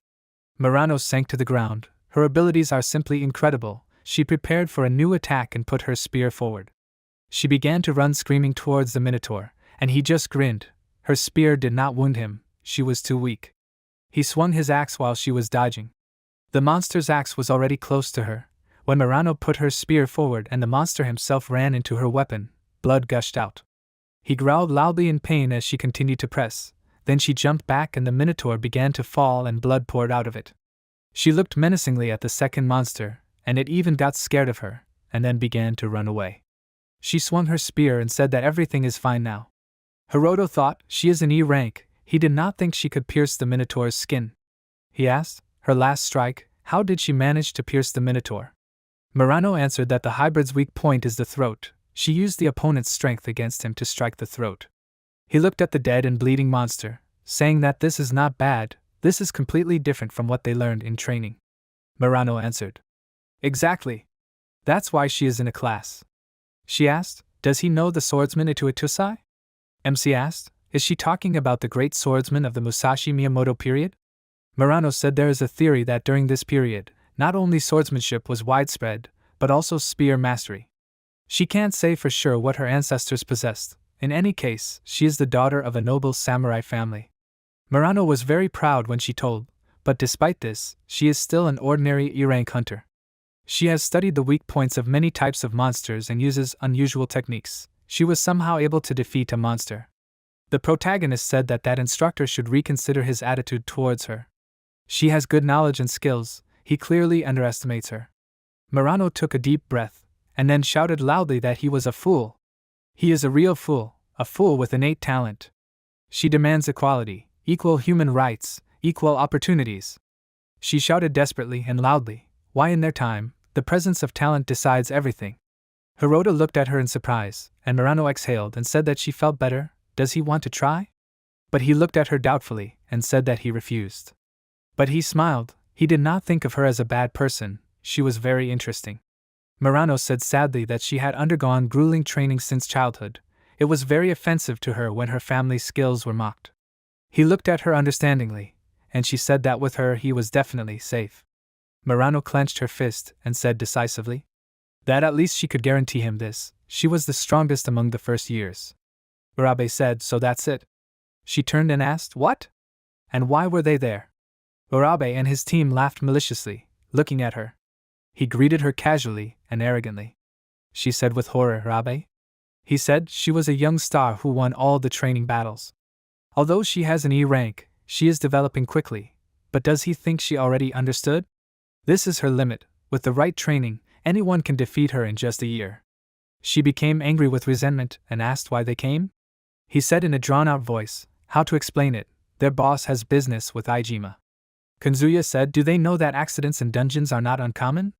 He said maliciously that this is the perfect moment to resolve all their differences. Hiroto thought and remembered how he hit him, so he wants to take revenge for that incident. Kanzuya said, what happens in the dungeon stays there, and Urabe said that they should not expect a quick death. He took out daggers and smirked, saying that they were ordered to torture them as long as possible.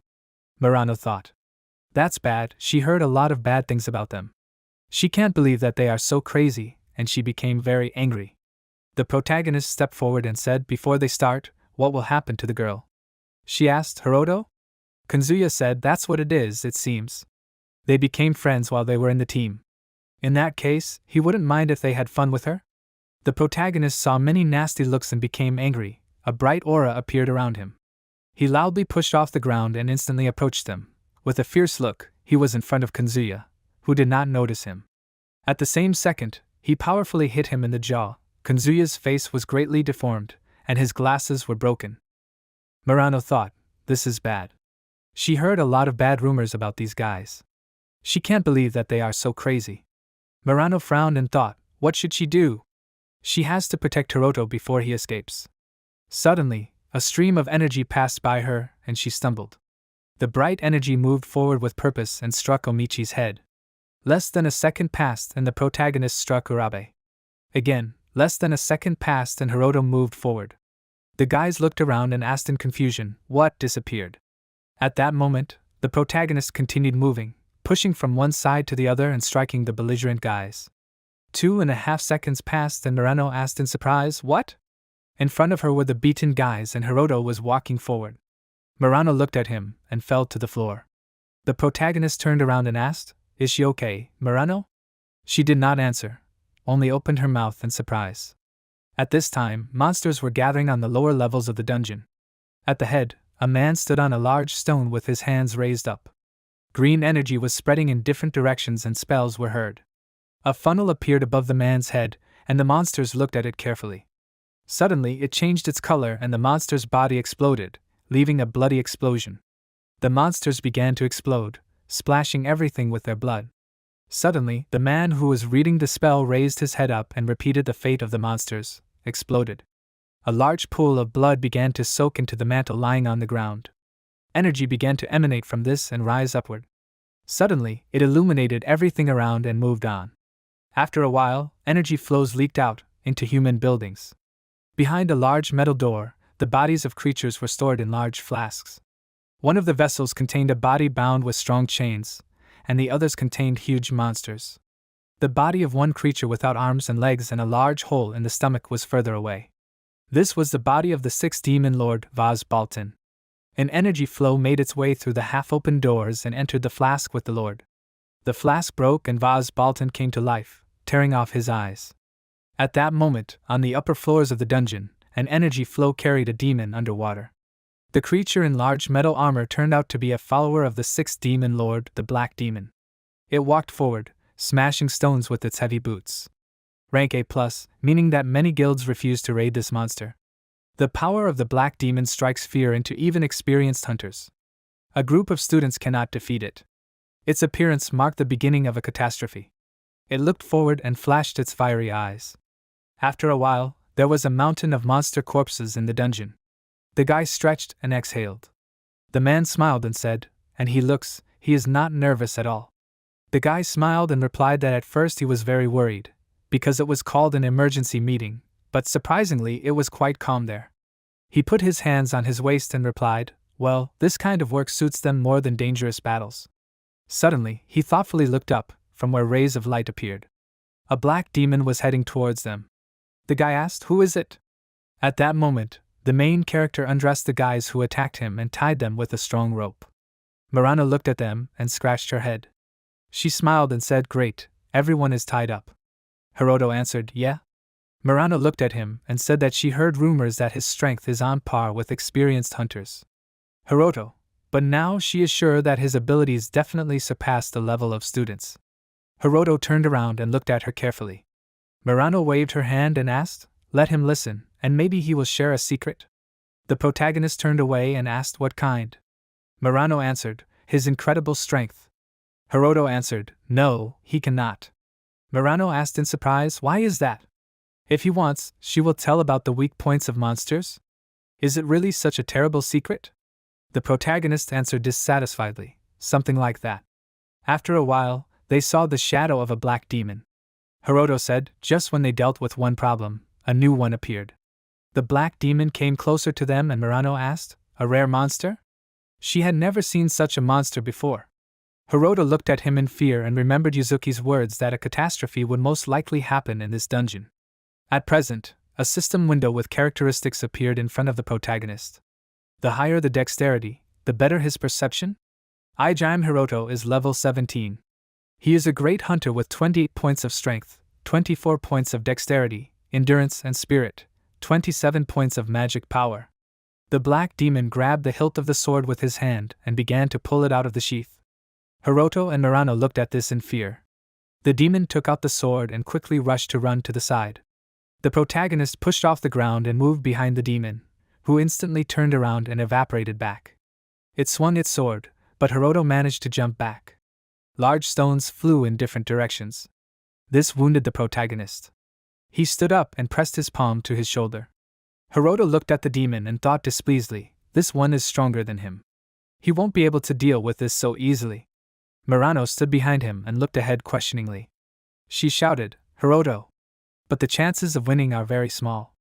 However, the protagonist pushed off the ground and quickly ran towards the monster.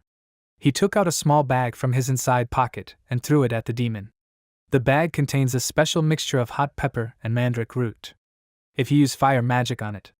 Hiroto put 2 fingers forward and screamed. A stream of fire headed towards the monster and approached the bag. An explosion occurred. It's good that he took it with him. The protagonist thought, this is the end. Suddenly the fire began to settle and the burning demon came forward. Hiroto looked at it in fear and asked, is there a skeleton inside the armor? It swung its large sword, and the protagonist blocked it with a small blade. The blade flew back and crashed into the ground. The monster threw the protagonist back and he thought, strong. It rushed to quickly run towards Hiroto, and he clenched his fists. He grabbed the demon by the hand and spun it around and threw it to the ground. The demon started shaking, when suddenly Hiroto grabbed the helmet of this one and jerked it sharply, breaking its neck. The protagonist sat on the body of this one and chuckled slightly.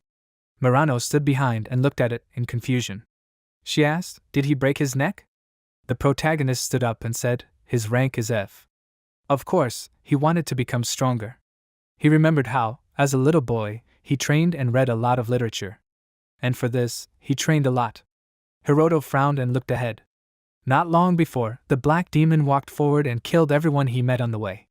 Behind him lay the bodies of dead people, and in front of him stood frightened students and shouted, What is this? Where did this come from? The monster swung his sword and immediately cut the bodies of people. A loud, heart-rending scream was heard in the dungeon. The students saw this and asked, what happened? They're dead. The instructor stepped forward and ordered everyone to get ready.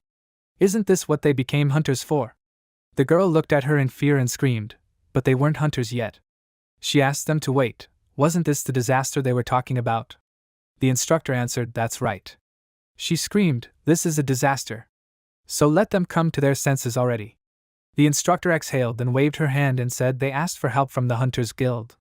If they can't defeat this, then they just need to hold out until they arrive. And they will take care of it. The students took out their shields and covered their bodies with them. The instructor looked around and said, she will take command. She looked to the side and said, so they too, we need to try to make sure everyone stays alive. The students looked at her in confusion and she said, besides, there is a hunter with them right now who has reached rank B. Instructor Godai is there too. He pulled his sword forward and looked at them carefully. The students shouted happily, looking at him. They said happily, right, they can definitely handle the instructor. The participants clenched their fists and shouted, they did too. Suddenly, the tip of the sword pierced the instructor's head and she looked forward in fear. Blood spurted in all directions, and she fell to the ground. The students looked at her in fear, and the girl turned around and screamed, but the instructor. At that moment, the demon knocked Godai to the ground and walked with his feet on his body. The students looked at this in fear and heavy boots pierced Godai's body. The guys screamed loudly in fear and covered their mouths with their hands. A moment later, the demon moved further, into the depths of the dungeon, chopping up the bodies of the students. Yuzuki frowned and looked at this. Suddenly, someone put a hand on her shoulder and said, Yuzuki, even the instructor couldn't handle it. But she can beat this one, right? Yuzuki looked to the side and replied, perhaps even she could lose. Her unique skill, the fierce divine dragon. The little girl stood surrounded by fire. The skill allows her to infuse a great divine dragon into her body, and temporarily double her stats. The boy lowered his head and said, he knows how high the price is for using the skill. Her lifespan is decreasing. However, only she can defeat this one. The boy begs, let her sacrifice her life for them. His hand was on Yuzuki's shoulder. It is unknown whether his lifespan is really decreasing.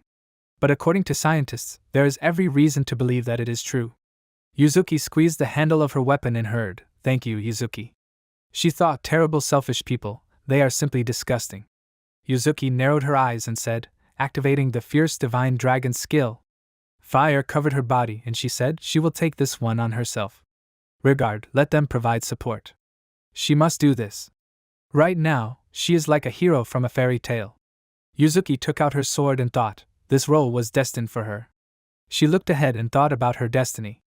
The demon walked towards her, clutching the hilt of the sword. At that moment, Murano said, this dungeon belongs to the academy. The monsters there should only be hybrids. She looked at the demon's body and asked, in that case, where would the undead come from?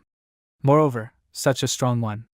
The protagonist remembered Yuzuki's words and said that he himself would like to know. He is worried about Yuzuki. Therefore, he is heading to the lower levels. Murano looked at him in surprise, and then smiled and asked, is he worried about the strongest huntress in the academy? Although, she can probably help her. Well, she is not up to their level. Murano placed her hand on the stone and said, so, she will stay there. Since she was a child, all the time she trained.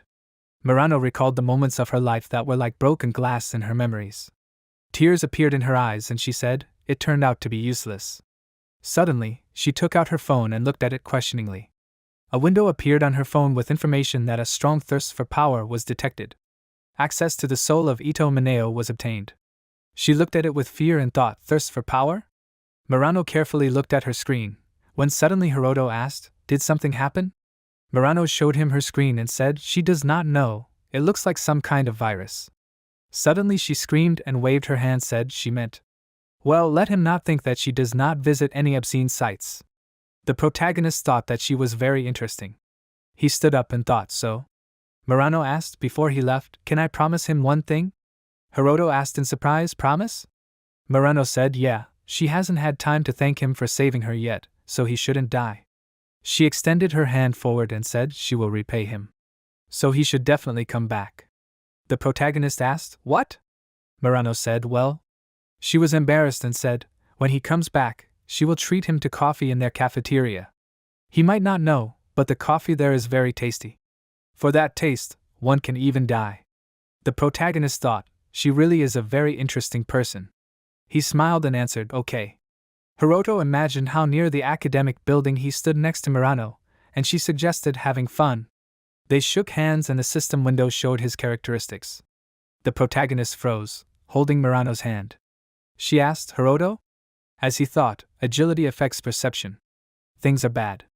The protagonist froze and looked at the system window. Now 10 such knights are approaching them. After a while, Murano was sitting inside a large stone and asking, is everything really okay? Hiroto was moving the stone and looking at her. She said there were 10 of these. The protagonist replied, he knew what he was doing. She didn't have to worry. It seemed like these hadn't noticed them yet. She couldn't handle such an opponent. Hiroto was moving the stone and saying, let him sit there for now. Murano replied, okay. The protagonist asked him to wait for him. Murano asked Hiroto to be careful. As soon as he moved the stone, a dark shadow of a demon fell on him. Hiroto turned around and thought, this is bad. He doesn't think he can defeat all of these. The demon rushed towards him and swung his sword. The protagonist thought, wow, that's fast. There are too many of these. He wiped his nose with his hand and wondered if he could handle so many at once.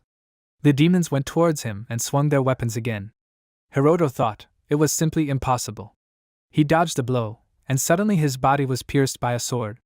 Blood poured out of the protagonist's mouth and he screamed, horror! His body was pierced several times by demon swords and his arms were cut off. Pairs of bright eyes shone in the darkness. Hiroto grabbed his chest and screamed in pain.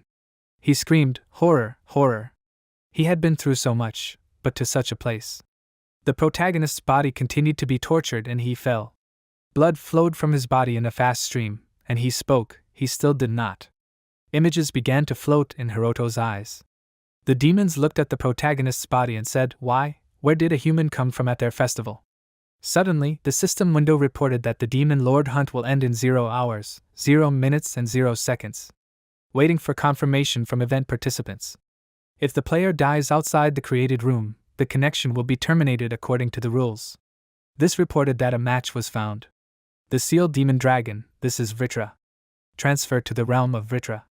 After a while, Hiroto opened his eyes in surprise. He grabbed his chest and looked around. The protagonist looked forward in surprise and froze. The monster in front of him stepped on the ground with its clawed paw and waved its tail. Hiroto asked in surprise, "What is this?" The huge dragon was destroying buildings with its paws and was looking at the protagonist carefully. The system window reported that training for the Demon Lord hunting event was starting. The opponent is the sealed demon dragon Vritra. It opened its big mouth and released a stream of fire. Hiroto looked at it and frowned. The monster raised its head up, and then flew up and released a large stream of energy towards the protagonist. The system window reported that its health level dropped to 0. After a while, everything around was charred and the protagonist was lying under the textures. He raised his head up and saw the system window about training information. This raised the question, how did Vritra's breath baptism go? No need to worry, it's a one-time procedure. In addition, it is impossible to die during training, because students are protected by higher beings. Even if he dies in battle, he will be returned to the starting point. The condition for acquiring the skill is to defeat Vritra. The system window reported that after 3600 seconds, the system will count it as a draw. In this case, a new level and skills will not be acquired. Defeat will be counted when the player dies. For safety purposes, a safe zone with a radius of 10 meters has been created. It is recommended to rest in this zone for the sake of mental health. Hiroto lay on the ground and looked at all these system windows. A weapon began to form next to him. The system window reported that with this weapon, his chances of winning are no longer 0. This blade has special skills. The blade can cut anything. However, Vritra is an exception. The blade hit the ground and the system window said that he should use his time wisely. Hiroto looked towards it and said, "The chances are no longer 0. His opponent, is it the monster that caused the disaster?" He sat in the dome and looked forward. The protagonist said, "Besides this sword, it can cut through anything. However, dragon scales are an exception." Hiroto looked at his reflection on the tip of the sword and said he feels that this will not end well. He froze and thought, an immortal body? A blade that can cut through everything? The protagonist put his hand to his face and thought, if what the system said was really true, then with a good plan he can defeat it. A large monster flew towards the protagonist. However, can he really do it? Hiroto thought, maybe he should just do nothing and stay in the safe zone?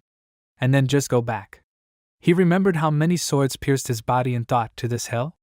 Hiroto slapped himself in the face and thought, what a stupid thought. He doesn't understand what kind of app this is. But thanks to it, he was able to level up and get a lot of skills. After all, he wanted to become stronger. The protagonist looked at the blade and grabbed it by the handle. He wants power. And this is the key. Hiroto looked towards the huge dragon and thrust the blade forward. This is the key to his power. He walked forward and pushed off the ground and swung the sword. The dragon headed towards him and stretched out its paw. The protagonist climbed onto its paw and rushed to run. He pushed off the body of this one and jumped high into the air to the large sphere above this one's head. The dragon raised its head and opened its mouth wide and slammed it shut. Hiroto got inside and pressed his tongue. He began to breathe heavily and thought that this was great, everything was going as it should. An immortal body. A blade that could cut anything, but it couldn't cut the scales of a dragon. Only one answer was forced. The protagonist had to attack from the inside. After a while, a blade was floating in the monster's digestive juice. Hiroto dove in and screamed loudly. His body was eaten away to the bone, and then immediately restored. Very strong gastric juice. The pain was simply unbearable. The protagonist screamed. His body was not moving. No, he couldn't move. His body was constantly melting and restoring itself. There was no end to this torment. He couldn't even open his eyes. He thought he would die. It was in terrible pain. Hiroto moved forward along this one, curling up into a ball. Only a few minutes had passed. But it felt like years had passed. The protagonist swam on the water and thought, faster, anyway. He was running out of time. But why? Then and now. Why does he always choose the difficult path? Probably because he craves strength.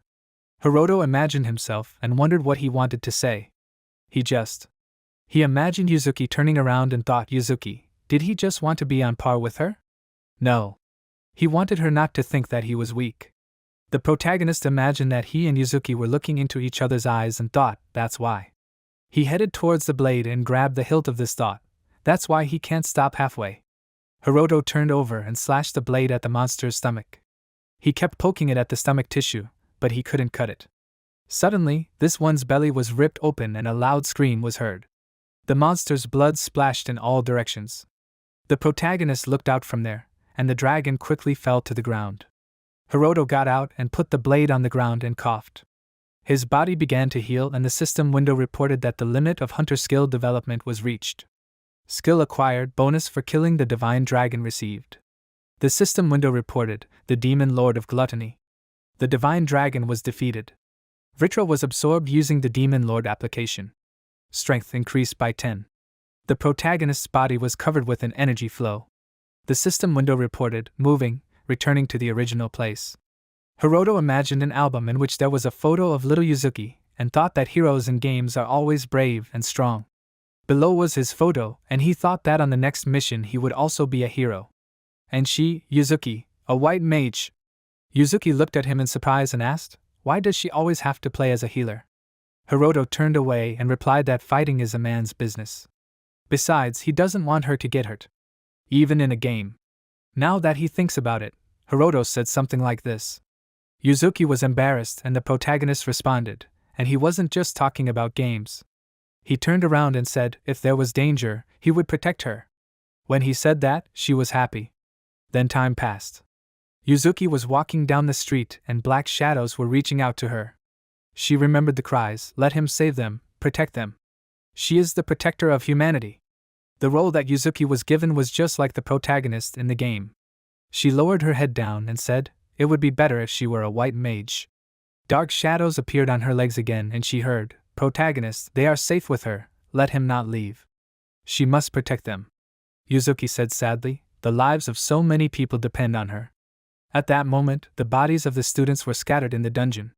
Yuzuki was breathing heavily and leaning on her sword, thinking that at the cost of all the boys' lives, she was able to defeat one. Suddenly, all 10 demons appeared behind her, and she asked, isn't she a hero? Yuzuki raised her head, exhaled and said with a hysterical smile, she can't win. This is the end. She looked at the army of demons and thought that she couldn't get out. She was alone. Yuzuki grabbed the hilt of her sword and thought that she had to make a decision. She clenched her jaw and thought that she had to do something. Suddenly, she looked down in surprise and exhaled and thought, what? Why are her hands shaking? That's how it is. Now she. Yuzuki stood in front of the army of monsters and realized that she was afraid. In the past, no matter how difficult the battle was, she was never afraid. She was always the semblance of a hero that others wanted to see. Always. Currently, she dropped her sword and fell to the floor. But in reality, the demons rushed towards her and Yuzuki screamed, someone, let him save her. Tears came to her eyes. And she clenched her jaw. She looked at this one and said, Hiroto. The demon swung his sword, when suddenly this one's body was pierced by a foot. This one fell and an energy trail stretched upward. Yuzuki looked at it in surprise. She remembered the image of little Hiroto and his words, when she was scared, let her call out and he would save her. The protagonist clenched his fist and hit the monster. Yuzuki stood up and thought, where did he get so much strength from? How can he be so strong even with F-rank abilities? Why? Hiroto kicked the demons, and the question did not leave Yuzuki's head. The protagonist punched the monster, and its armor was destroyed. However, in an instant, all doubts were dispelled. Yuzuki sighed and said, if he is so strong, why didn't he come earlier? Hiroto. The protagonist smiled slightly and said sorry. He hurried as much as he could. Hiroto asked her to be patient, it will be over soon. He took out his blade and activated the skill Fierce Divine Dragon. The demon stood in front of him, clutching the hilt of his sword. The protagonist grabbed the tip of it and held out his blade. He cut the head off the demon's shoulders with one swing. It felt like he was cutting a cake. These ones can't do anything against him. Hiroto swung and cut the demon's body again. He got rid of these one by one. The protagonist looked around and thought that he had dealt with so many enemies in a few seconds. What kind of program is this? At that moment, Yuzuki stood up and said, Hiroto, this is the end. For both enemies and allies. The protagonist looked at her in surprise and said that all the adventurers on this floor have died, that can't be changed. What about the people on the upper floors? Yuzuki showed a crystal and said that these are communication crystals. A useful artifact for communication in the dungeons. No one is answering then. Hiroto screamed, no. He said there must be another survivor. They were in the same group. Her name is Murano. After a while, the protagonist returned to the place and moved the stone aside, looking inside in surprise. He told her to wait for him, but she was nowhere to be found. Her body was also nowhere to be seen. He put his hand on her neck and said, could it be that she was kidnapped? He heard that goblins usually kidnap women. She was nowhere to be found. They must find her, otherwise it might be too late. Hiroto asked, will she help Yuzuki? She looked at him carefully and frowned, of course. If there is a survivor, they must save her. It would be best to stick together. Yuzuki put her hand on the protagonist's shoulder and said that he can rely on her. He smiled and looked at her. After a while, Hiroto froze in fear. Yuzuki put her hands to her lips in fear. In front of them, everything was covered in blood and there were demons in cloaks. Swords were stuck into Murano's body, giving him no chance to survive. If he saves something, he will definitely lose something. Hiroto remembered the image of Akira and wondered why it always had to be good people. He remembered the words of a smiling Murano, who offered to treat him to coffee when they returned. So many people die in the dungeons.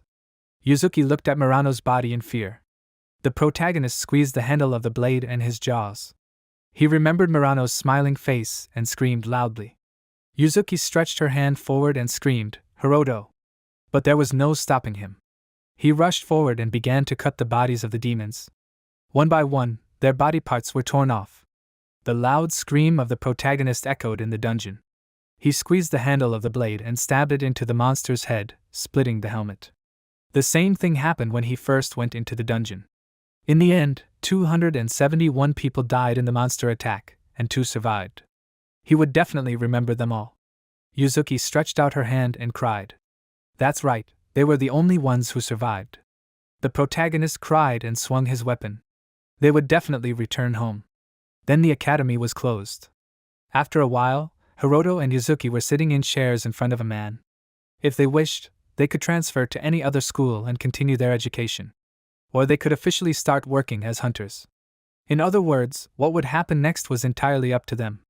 The protagonist and Yuzuki handed the sheets of paper to the man, and then stood up and bowed. After a while, they were walking along the green lawn of the park.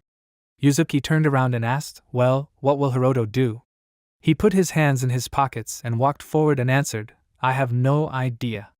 Because of the dungeons, he had already suffered so much. Yuzuki followed behind him.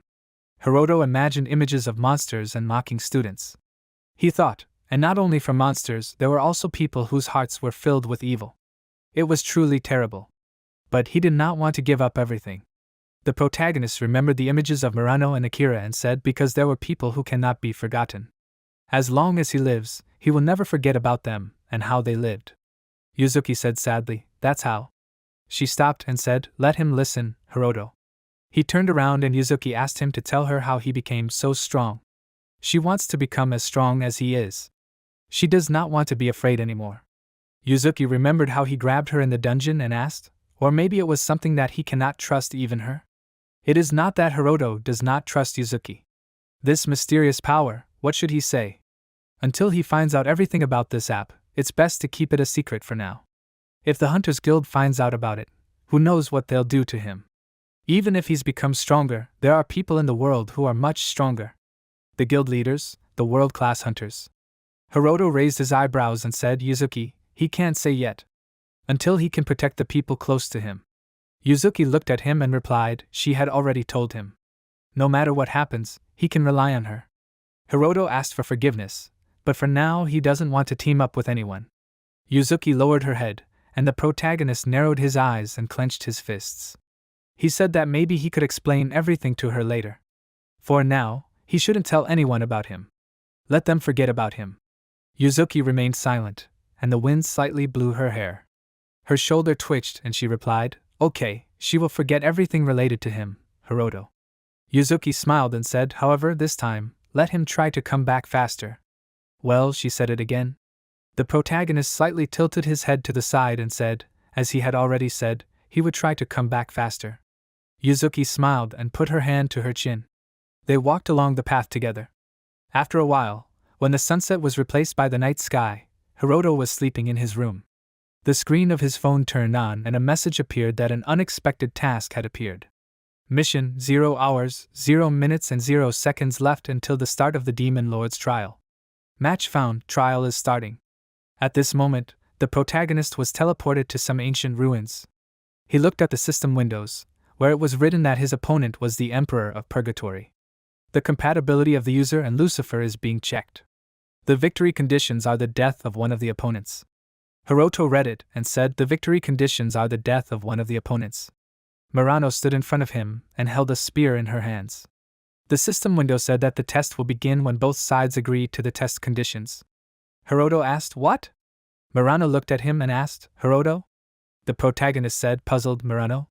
He squeezed the hilt of the sword and the system window said that they can kill each other as much as they want. 7 days ago, the guys saw Murano's body and Yuzuki hugged Hiroto's body from behind. Murano's body was lying in a huge pool of her own blood. Swords were stuck into it, and a phone with a game on was lying there. Currently, Murano stood in the center of the ruins and asked, "Where is she?" A system window appeared in front of her, which said that the skill Rising Star, Lord of Purgatory, Lucifer was acquired. Connection established. Murano asked in surprise, "Lucifer? Morning Star, Demon Lord Lucifer?" She looked down in confusion and saw a system window in front of her, which said that the Demon Lord hunt had begun. Let them have fun and kill each other. Murano asked, "Kill?" She looked ahead in surprise, where the protagonist appeared. He asked, "Murano?" She looked at him and asked, "Is it him, Hiroto?" Murano hit her hand on her head and said, "That's right, she died from those nights." But what is this? Such a strange feeling, hunting the Demon Lord and some kind of murder. The protagonist asked in surprise, "Murano, does she happen to know about the Demon Lord's app?" She asked, "Is he talking about that strange app?" Hiroto frowned and asked, "Did she have this too?" Murano screamed, "What is this? If she knows, let her tell you. What's going on there?" The protagonist looked at her and answered this. After a while, someone in the lab asked, "What's with the coefficients? Maybe the men are more popular than her." The character icons appeared on the light board. The man looked at the screen and said thoughtfully, "They are just talking. Somehow everything is too calm. He thinks they should intervene. If it does not help, they will get into their heads." Murano looked around and said, "It is hard to believe." The protagonist said, he himself did not believe it, but thanks to the app, he became incredibly strong. He remembered how he struck the guys and said, "But he is so." Murano interrupted him and asked, "However, what does hunting the Demon Lord mean? Why do they have to fight at all?" And a bonus. Hiroto looked down and remembered the battle with the dragon. He said, in his experience, at first, he does not die when defeated. Is it different for her? Murano squeezed the handle of the spear and said, "But kill the other." The protagonist put his hand to his chin and thought, he and Murano have different starting skills, and the resurrection conditions are also different. Are their apps different? Hiroto shook his head and thought that it was useless to think about it now. He said that last time, a draw was counted after 1 hour. He suggests waiting until the time is up and the system window reported that there is no time limit. The test will only end when one of the participants dies. Notification: there is no draw rule in this test. Murano frowned and said this. Suddenly, chunks of flesh came off their ears and blood spurted out. They put their hands to their ears and screamed. Warning: waiting time has expired, punishment has been assigned. Hiroto looked at his hand and asked, "Is this a punishment? Is there no other choice?" Suddenly, everything around him began to float and the protagonist asked, "What is this? What is happening?" Murano looked ahead and saw only big eyes. She said, "Right, there is no other choice." She grabbed the handle of the spear and said that she will kill him. Murano lowered her head to the side and said, "There is no other choice, she will kill him." The protagonist screamed, "Why him?" He narrowed his eyes and said, "No, she is right." He walked forward and clenched his fists and said, "There is no other choice. He will kill her." After a while, they stood opposite each other. Murano pushed off the ground and rushed forward, swinging her spear. The system window reported that this is the skill Rising Star. The tip of it was directed towards Hiroto, but he jumped and the spear rushed into the ground, scattering stones in different directions. He wondered if she had hit him with this, and there would be injuries. Murano rushed at him again, and the protagonist put a block in front of himself. But he will not give her such luxury. Hiroto dodged all the attacks and thought, honed movement, excellent possession of the spear. He admits, her training was not in vain. Hiroto grabbed the spear handle and thought, and yet they were on different levels in it. He bent down to her and asked her to surrender, Murano. She let go of the spear and swung her fist. Weak, too weak, just like her. At the same time, just like Yuzuki. The protagonist remembered how he protected Yuzuki and looked forward in surprise. He dodged and thought, what's going on? Why are he and Murano fighting to the death? Energy enveloped Hiroto's body and he covered his face with his hand. He thought, he can't let himself be absorbed. At that moment, a blow from Murano flew at his cheek. The protagonist covered his face with his hands and thought, great, he came to his senses. He opened his face and discontentedly ordered Murano to listen to him. The protagonist pushed off the ground and swung his leg and shouted, let her forgive him, Murano. He hit her in the stomach and she flew forward, hitting her back on the ground several times. After a while, she raised herself up and hugged her waist and began to breathe heavily. She said, let him forgive her? The system window asked to kill each other to their heart's content. Hiroto waved his hand and said, he refuses. He punched the system window and screamed, he would never agree to something like this. Murano screamed, she also refuses. The system window evaporated, and another reported that the title of the rebel was received. Bonus for receiving the title, the skill of the fugitive, and the skill of the target. The protagonist looked at this in surprise and asked, rebel? He said, rebel? Against whom? Hiroto said, no, it does not matter now. The main problem is the skills.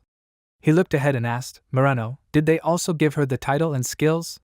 Murano answered, the title of the rebel, the skills of the target, and the fugitive. What should be done about this? Hiroto thought about it, so she has everything the same. Well, if so. He narrowed his eyes and said, Murano? She looked at him in surprise and he asked, how about committing suicide? Murano asked in fear, suicide? The protagonist answered that he did not want to kill her. Murano spread her arms in different directions and screamed, she didn't want to kill him either.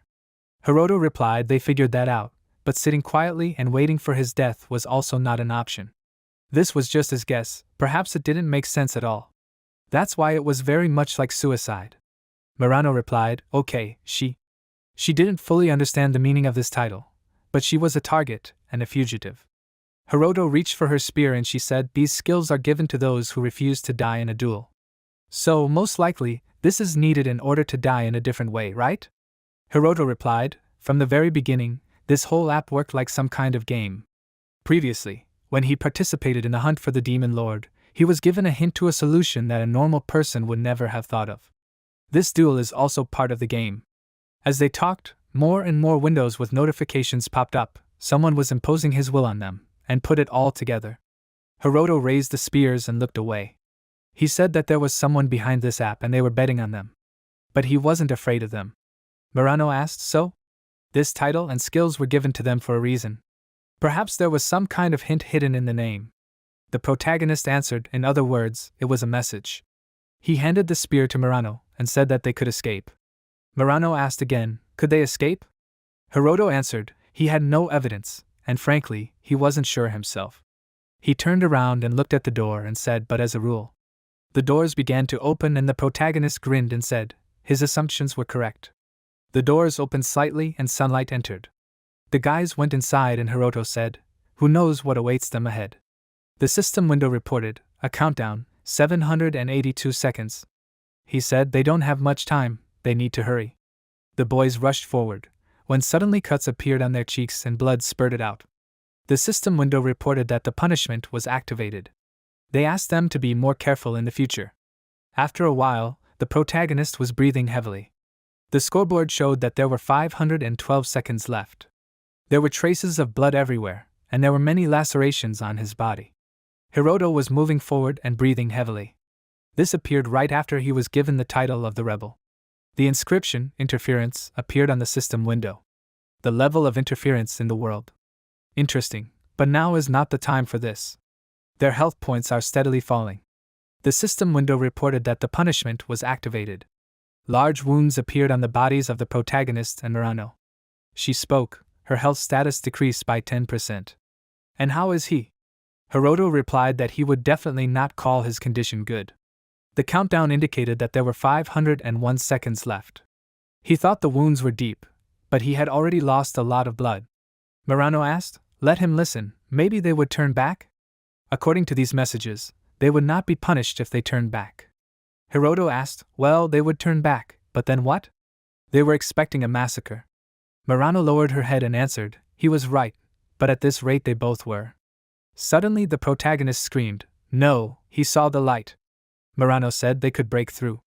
The guys, breathing heavily, walked forward towards the bright glow. After a while, bloody traces remained on the floor. Hiroto opened the system window and at that moment Murano fell to the floor. He lifted her body and shouted, Murano, there is still a little left, she must not give up. They will not die in such a place. Hiroto wrapped his arm around Murano's neck and they walked forward. The system window reported that the punishment was activated. The health status was decreasing at an increasing speed. At that moment, they broke through to the glow and the protagonist thought that he did not understand what this application was for. Did not understand why the people behind this application were playing with him. But he would never die there. The system window reported that the punishment was activated. Blood splattered in different directions and the health dropped to 0. Suddenly, 1 unit of health appeared and the protagonist screamed loudly. He went forward and went to the crystals. The system window reported that both participants were able to leave the battle arena alive. The players received the title of Rebel against the world. Hiroto hugged Murano and read the inscription. At that moment, the old man sat in his throne and looked at the statistics. He asked, 421 couples ran away? It had been a long time since that happened. The servant approached him and asked if he was sure that this was the right decision. The old man asked, is he talking about that healing? He does not see any problems. They only healed their wounds received in the arena. If both sides don't want to fight, then they don't lose their health. It's logical to restore them. The assistant asked if their interference was against the rules. The old man knocked on the chair and replied that they would start by saying that they only started fighting because of their interference. It would be unfair for them to ignore this oversight. After all, it would be against the goal of the game. The old men would clearly be unhappy. After a while, the protagonist was sitting in his room, looking at his phone screen. Murano was taking a shower at that moment, and their things were hanging on the hanger. Hiroto wondered what kind of app this actually was. Murano came out of the shower in a robe, and he asked how her wounds were. Murano sat down on the sofa and replied that she had examined herself from head to toe. Everything was the same as his, not a single scratch. The protagonist looked at her and said nothing. Rebels, rebelling against the world. The level of interference in the world is 66%. Hiroto thought, all this is somehow connected to each other. Nothing like this had ever happened before. Murano looked at him and asked to listen, Hiroto. He looked at her carefully. This is what she thinks. If there is someone behind this app, is he really that bad? The protagonist asked if she thought he was a good guy. Murano lowered her head and replied that they were able to escape, even though they were on the verge of death. Doesn't that mean they were initially given a chance to avoid the fight? And he, Hiroto, seemed to be ready for these tricks. She once read about something like this in a manga. There was an organization that staged a massacre between a bunch of people with a dubious past. But they believed in their humanity until the very end. And as long as the players did not break the rules, they had a chance to survive. It was all conceived in such a way that in the end only the organizers themselves should die. In the manga, everyone spat on the rules and behaved as they wanted, which only increased the number of deaths, and the ending even makes you want to cry. Hiroto looked at her and said nothing. He looked down at his phone, and then turned it on and said, Murano, he thinks this app doesn't belong to the category of cute stories. At that moment, when the stars rose in the sky, Yuzuki was lying on the bed and thinking, this window, after all, looks very similar to the game menu. But why can only S-rank people see this? The system window with a gold frame was hovering above her. Suddenly, she looked at it in surprise. The system window offered an urgent stock request for owners of a special version of the application. The goal is to kill 1 or 2 specified. The first is Ijaime Hiroto, and the second is Ito Murano. Reward: unlocking the store, internal currency, 1 kill is 5,000 credits. Description: in 10 days their exact location will be indicated, after which she will be given 24 hours to kill. They recommend stalking your victims until then if she already knows their location. Yuzuki jumped up and asked in fear, what is this? The system window highlighted the names. It asked if it wanted to accept the quest. The answers could only be yes or no. At that moment, the protagonist said, Murano, he thinks this app is not one of those cute stories. Murano asked, what does he have? Suddenly, a system window popped up in front of her, indicating that a penalty had been assigned. There were 10 days left until the meeting with the Death Stalker. Murano looked at it and asked, "Death Stalker?" Hiroto replied, even though they managed to avoid the massacre, in the end, they were still in the palm of their hand.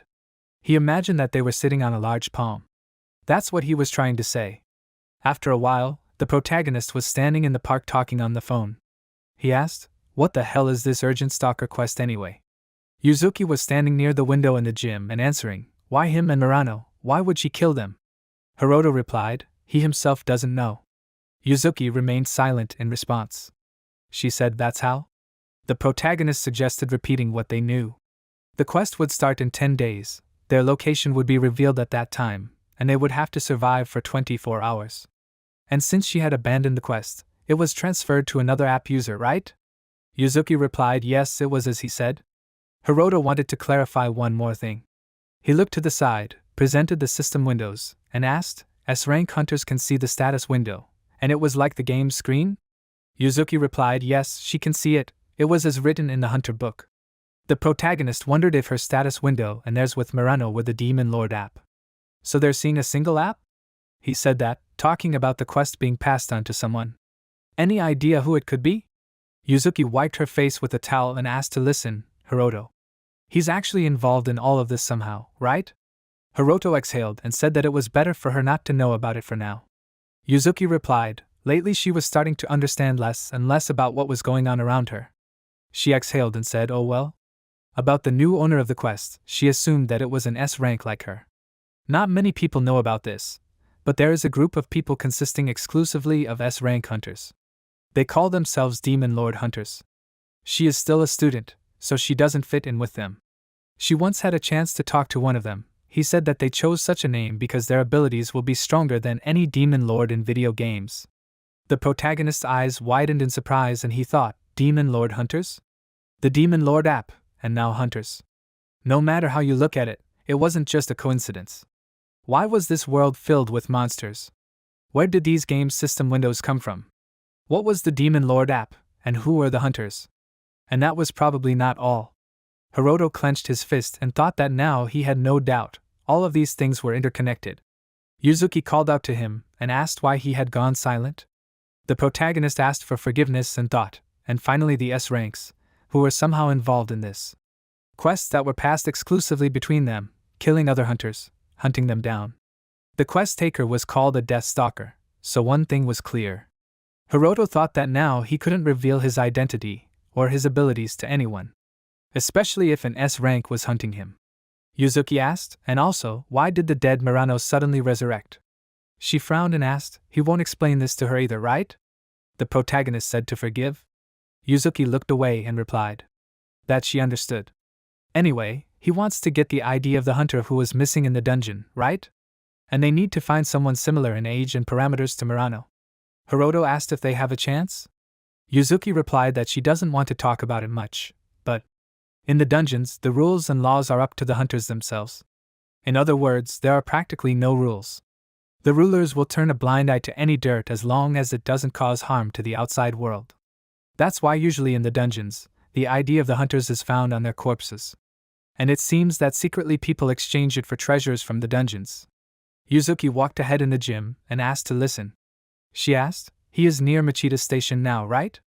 Hiroto replied, yeah, since he doesn't know exactly when he'll be attacked, he'll strengthen his position. Yuzuki told him to send her the address to hand over the ID later. She put her hand on the window and said goodbye. Yuzuki sighed and lowered the phone, thinking, he still hasn't told her anything. Maybe he thinks that if he knows the truth, she'll be in danger herself. She looked out the window and asked with sadness in her eyes, can't you rely on her at all, huh? After a while, Murano and Hiroto were walking through the store. Murano said they'd be lucky if they could rent 2 adjacent apartments. They can't live in a hotel forever.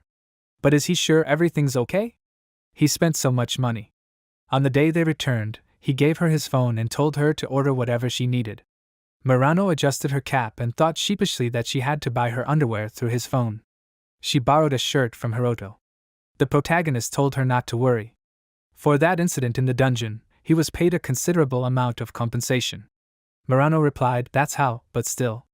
She can't sit on his neck forever, Hiroto. They are hunters after all. The protagonist smiled and closed his eyes and replied, "Tomorrow they will go to the dungeon, and she will be able to earn some money too. Her skill, if used correctly, is simply deadly." Hiroto looked at her and thought, so there is no need to worry about capturing the dungeon. He thoughtfully asked, "Murano?" She was standing near a toy store and carefully examining one of the toys. Hiroto wondered, "What is this?" He said to go, "Murano?" She answered, "Yeah." The protagonist walked forward and slightly turned around and said, "So, if they go through this shopping center, then?" He turned around and looked at Murano, who was touching the toys. Hiroto looked around and saw that there was an image of this rabbit everywhere. He wondered, are there other stores like this too? Do people like this toy? Murano picked it up and said admiringly, "Cute." Hiroto stood behind her and looked at her with a puzzled expression. He asked, "Does she want it?" Murano remained silent and hugged the rabbit to herself. At first, the protagonist tried to figure out if she was a bad person, then she seemed interesting to him. And now? Murano hugged the toy to herself and thanked Hiroto. The protagonist smiled at her and thought, "It seems like she is quite strange, huh?" They approached the map and he said, "Whatever. If they go like this, they will quickly reach the destination." Suddenly, the phone vibrated in his pocket. Hiroto wondered, another call from Yuzuki? He looked at it in surprise, and it said that the Demon Lord's app sent one notification. A message from the administration says that he received a gift. The sender is Alphagard, the Demon Lord of another world. Recipient Ijima Hiroto, sender Alphagard, a Demon Lord from another world, recipient Hiroto. The gift is a great sword called Genocide. SS rarity, the more human blood the sword drinks, the bigger it will become. Weapon information, the sword itself is weak, but with every new drop of human blood it drinks, it will become stronger until it reaches the power to kill a god himself. He received an item, the storage function is unlocked. Now he can open it at any time and put in or take out items. Hiroto thinks he understands what a storage is. However, a sword that drinks human blood. Murano walks next to him and gets his attention by calling his name and asking what's wrong with him. Hiroto looks away with a displeased look and says that it's just that this app has really bad taste. At the same time, a dungeon controlled by hunters from Artemis Academy. A guy with a big shield blocks a quick sword strike from a skeleton. The girl with the sword takes advantage of the moment, while the monster is distracted and is about to attack from behind. With a blow of her sword, she knocks the helmet off the skeleton's head. They notice that it is undead and the priest immediately uses the Holy Radiance skill. The guy with the shield blocks the attacks of this monster, and the priest says that he can't do it, because these monsters are not that weak. The darkness in his soul is too huge, he can't cleanse it. The girl standing next to him starts using magic, and says that the weak point of the undead is fire. She uses the fire pillar spell and hits the skeleton. They see what is left of this monster and ask, did they succeed? The swordswoman and the guy with the shield say that it took them as many as 5 people to deal with one monster. And all 5 of them were B rank. The girl with the staff asks if he could handle this monster one-on-one. The guy turns to her and says that now is not the time for jokes. The swordswoman says that there are probably many more of these monsters ahead. Will they be able to handle a crowd of them when they barely defeated one? They can be called a large guild and this is their first dungeon exploration mission. The girl asks if they should then go to a larger guild and ask them for more B-rank hunters. The guy standing next to them refuses and says that it is better to call a rank hunters right away. The swordwoman asks if they think there are that many rank hunters in the association. Even if they call them here, they will never agree. The guy with the shield laughs and says that she is right, their budget is too limited to hire such hunters. The swordwoman says that anyway, she wants to rest. Accidents in dungeons are not uncommon, and she does not want to get into one of those. Suddenly, they all start to feel a very strong pressure and notice loud sounds.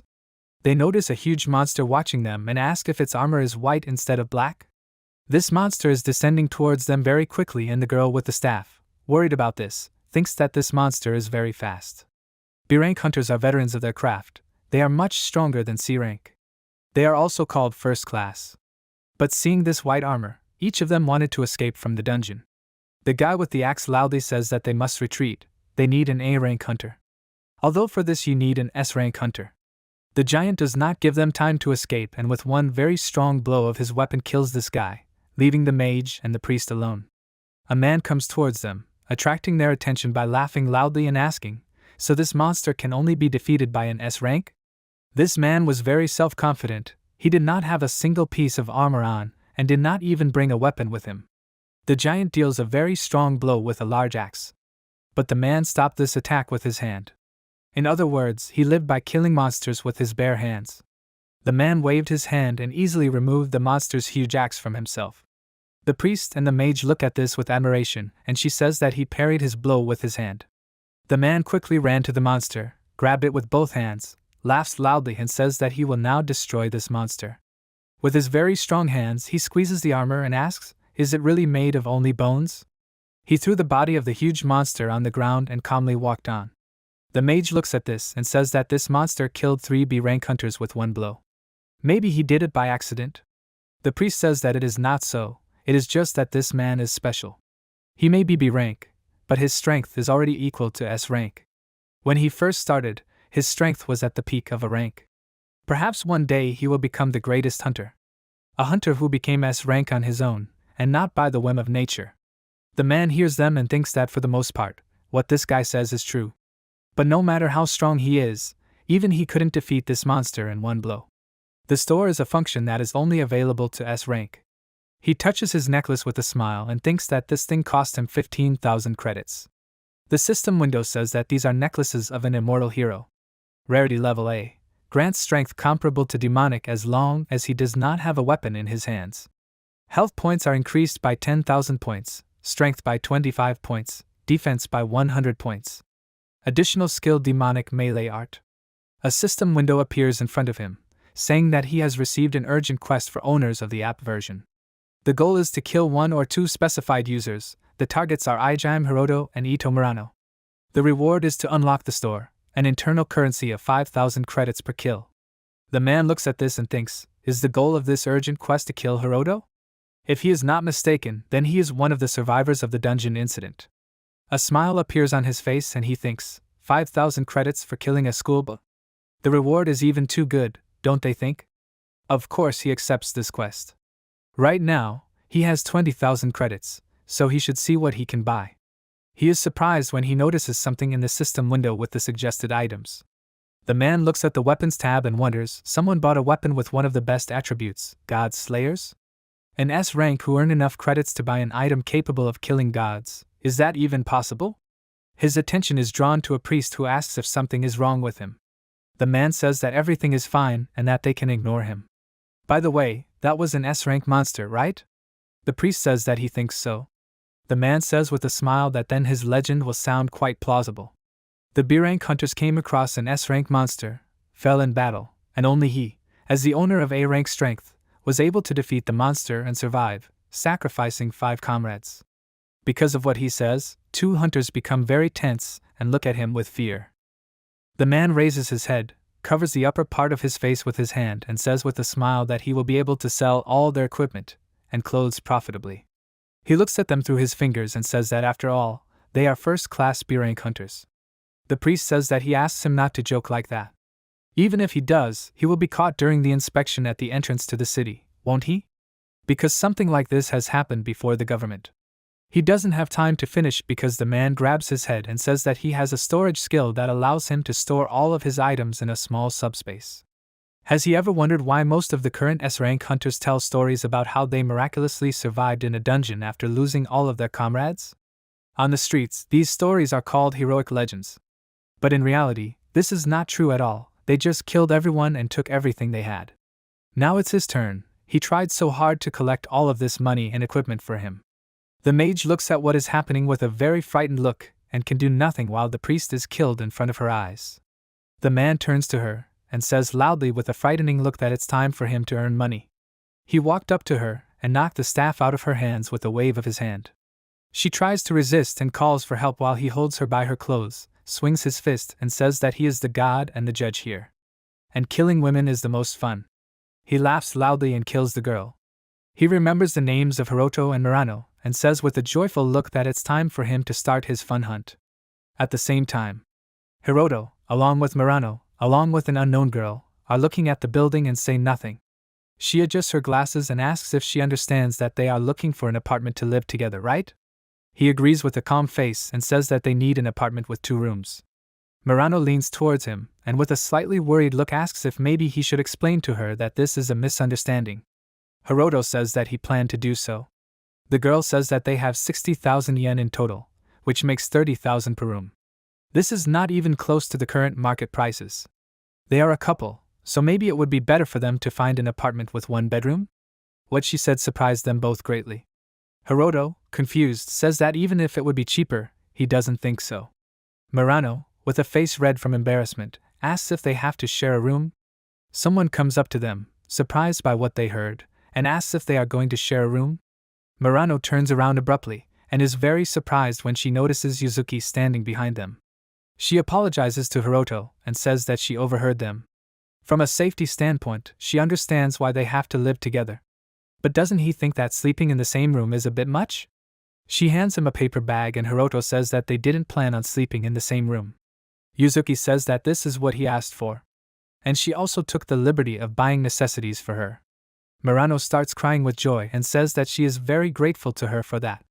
Yuzuki is about to leave, but stops, calls Hiroto and says that she has come to terms with the fact that he is hiding something from her, but she cannot come to terms with the lie. She turns around with an angry look and says that if he is going to use her as the courier's love interest, then she will not remain silent. That is all she has. The realtor looks at them with a surprised look and thinks that she is as if she is on a battlefield. Yuzuki leaves, and Hiroto tries to stop her and says that she should wait a little. She does not stop, continues walking and sighs with displeasure. Some time later in a large building, Hiroto is standing with Murano at the terminal, while many people are walking around them.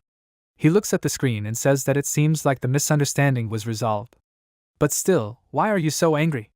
Murano stands nearby with a worried look and wonders if she was really angry because of the lie.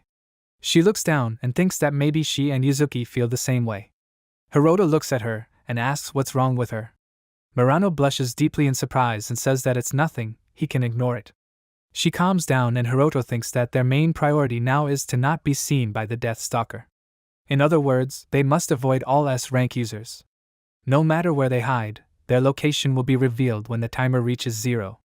This means that all they can do is train hard in hopes of fighting back against the Stalker. He is an F rank, so he has already reached the maximum level. But by killing new types of monsters, he will become stronger due to the gluttony skill. Murano, on the other hand, does not have this skill. But she has not reached the maximum level. Besides, her fighting skills are well honed. The only reason she failed to injure the Minotaur is because she lacks the punching power. She masterfully compensates for her lack of talent with her honed skills. If you add that skill to all of this, with all of this she not only compensates for her weaknesses, but can also fight monsters above her rank. So her level will grow by leaps and bounds. Murano says that there is no dungeon in the world where you can quickly level up. Hiroto says that she is right. If they want to quickly level her up, they should focus on dungeons with high-level monsters. However, for safety reasons, only F-rank dungeons are available to beginners like them. The system window that appeared on the screen says that the dungeon is inhabited by low-level goblins, but recently there has been a critical increase in their number. With a mage with large-scale attack spells in the team, even F-rank beginners can pass the dungeon. Hiroto looks at this and says that these are not the best conditions. Murano asks, have they really not managed to change the dungeon's rank yet? He says that it usually takes a month to change the dungeon's rank from FT. They should get back to business. They have two options. The first is to secretly infiltrate one of the dungeons controlled by the Hunter Association of a higher rank. It's illegal, so he would have rejected that option. He points to the screen and says that this is their second option. She looks at it in surprise and is about to say something about it. At that moment, a man who accepted the quest to kill them enters the room. Hiroto points to the screen and says that this is the best option. The screen says that the dungeon is Azabu Gate C1. The main enemies are beastmen, the difficulty of the dungeon is B. The restriction is that only F-rank hunters can enter. Advice: there are a lot of minerals in this dungeon, so they should take a porter with them. Murano, looking surprised, says that they don't have a porter. Hiroto says that this dungeon has already been cleared and no one really goes there. Now it's more like a local mine of magic, or where only porters and their guards go. Murano says that besides, all the treasures that were originally in the dungeon have already been taken out. But if they want to raise the level, that means they have to take on the role of guards, right? No choice, they have to hire a porter? Hiroto says with a smile that there is no rule that prohibits a porter from protecting himself. The man who entered this building thinks that if he doesn't constantly explore new dungeons, he won't be able to raise his rank. He walks forward and thinks that he has no choice, he has to take new assignments. Hiroto and Murano leave and the man doesn't notice them because someone calls him Tamawa. He turns around and the guy who called him says that he's incredible for being able to clear an entire dungeon by himself. He was even given Hunter rank A as a special exception. Tamawa says with a smile that he understands everything. So, does that mean he needs to fill out some paperwork for this? The guy says that the vice president of this association will contact him very soon and discuss all the details. The fact that he personally wants to talk to him means that he is recognized as a national treasure. After all, a rank is no joke. Of course, they will treat him differently now. If he received their S rank certificate, they would even organize a press conference and officially announce it to everyone. Tamawa thinks with a smile that it means that he is now a national treasure of a rank. After all, he has long reached this rank, so why not get official confirmation? Sometime later, at the entrance to the dungeon, where Hiroto and Murano came, their attention is drawn to the fact that someone loudly asks what he did. Someone pushed the guy and he fell to the ground because of it. The bald guy asks with a displeased look, since they still had to hire porters, then why not girls? Did he at least write in the request that girls are needed? The guy apologizes and says that if he had written something like that, no one would have come to them at all. The bald guy approaches Murano and says that he is a good boy, because at least he was able to bring one nice girl. He angers her by asking with a smile, so she is a hunter Irunga? Such insects are completely useless in battle, but at least they will have something to look at. He points his finger at Hiroto and says that he is completely useless, so he will only get half the reward. The guy stood up, grabbed his hand and said that he should not go too far. If he continues to escalate like this, they will not find any more porters. The bald guy calmed down and agreed with him.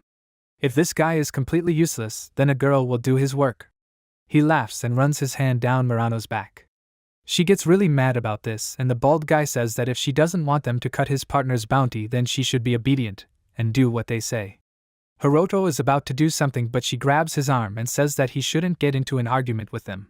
The bald guy says with a smile that she's smart enough. Murano says that she didn't say that she agreed to this. She turns around and says with a stern look that if they don't calm down, then she'll file a complaint against them to the association. The bald guy says that she should relax since they're just joking. Although he wasn't joking when he said that they were useless insects. They should remember that if he gets bored with them, then there might be a few more missing people in the dungeon. They're new, so they probably don't know about the lawlessness inside the dungeons, right?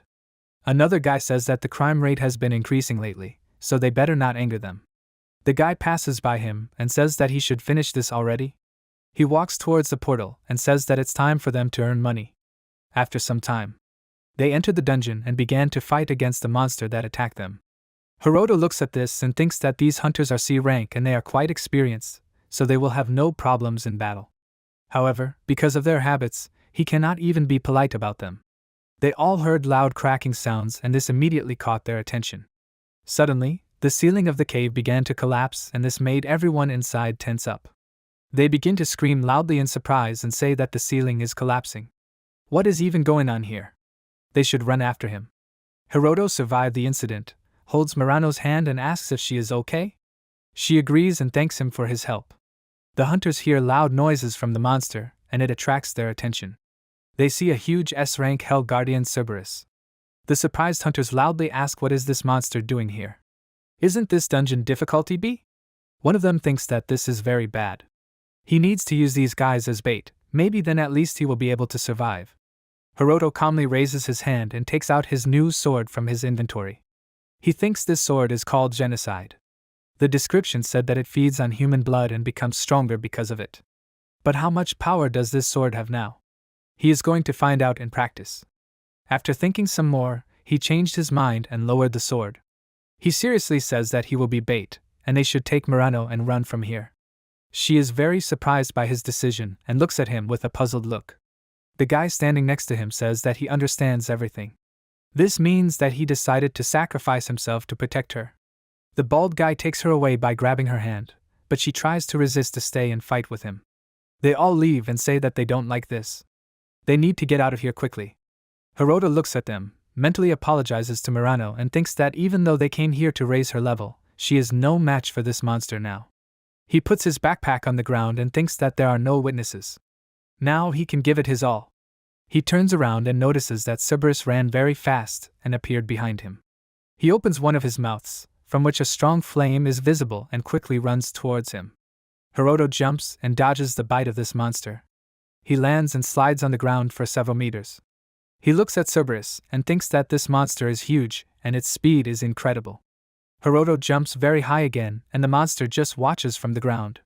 He calls the system window and takes out another sword from there. He threw this sword sharply and hit one of the 3 heads of Cerberus. He landed on the ground and the monster immediately turned to him with a very angry look. Hiroto thinks that this gives the monster simply terrifying strength, and he did not leave even a scratch on this monster. Cerberus is definitely stronger than the undead he fought before. He holds his new sword in his hands with a serious face and thinks that, however, that is why he cannot help but try it. He jumps up and activates the special weapon skill, God Slayer of the 1st level. He deals a very strong blow with his sword and cuts this monster into 2 parts.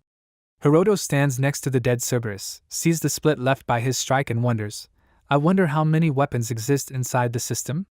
He would never have thought that this sword was so strong. The system notifies that the skill of the Lord of Gluttony, he gets 5 points to the strength indicator. Hiroto looks at the sword in his hand with a smile and thinks that with this he will not lose to anyone. Because of this application, he constantly walks like on a knife edge.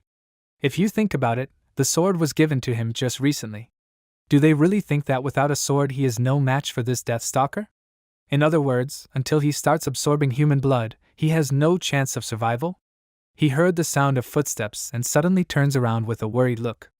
He sees a man who just came to him and is standing in place. This man asks, is this devastation his doing?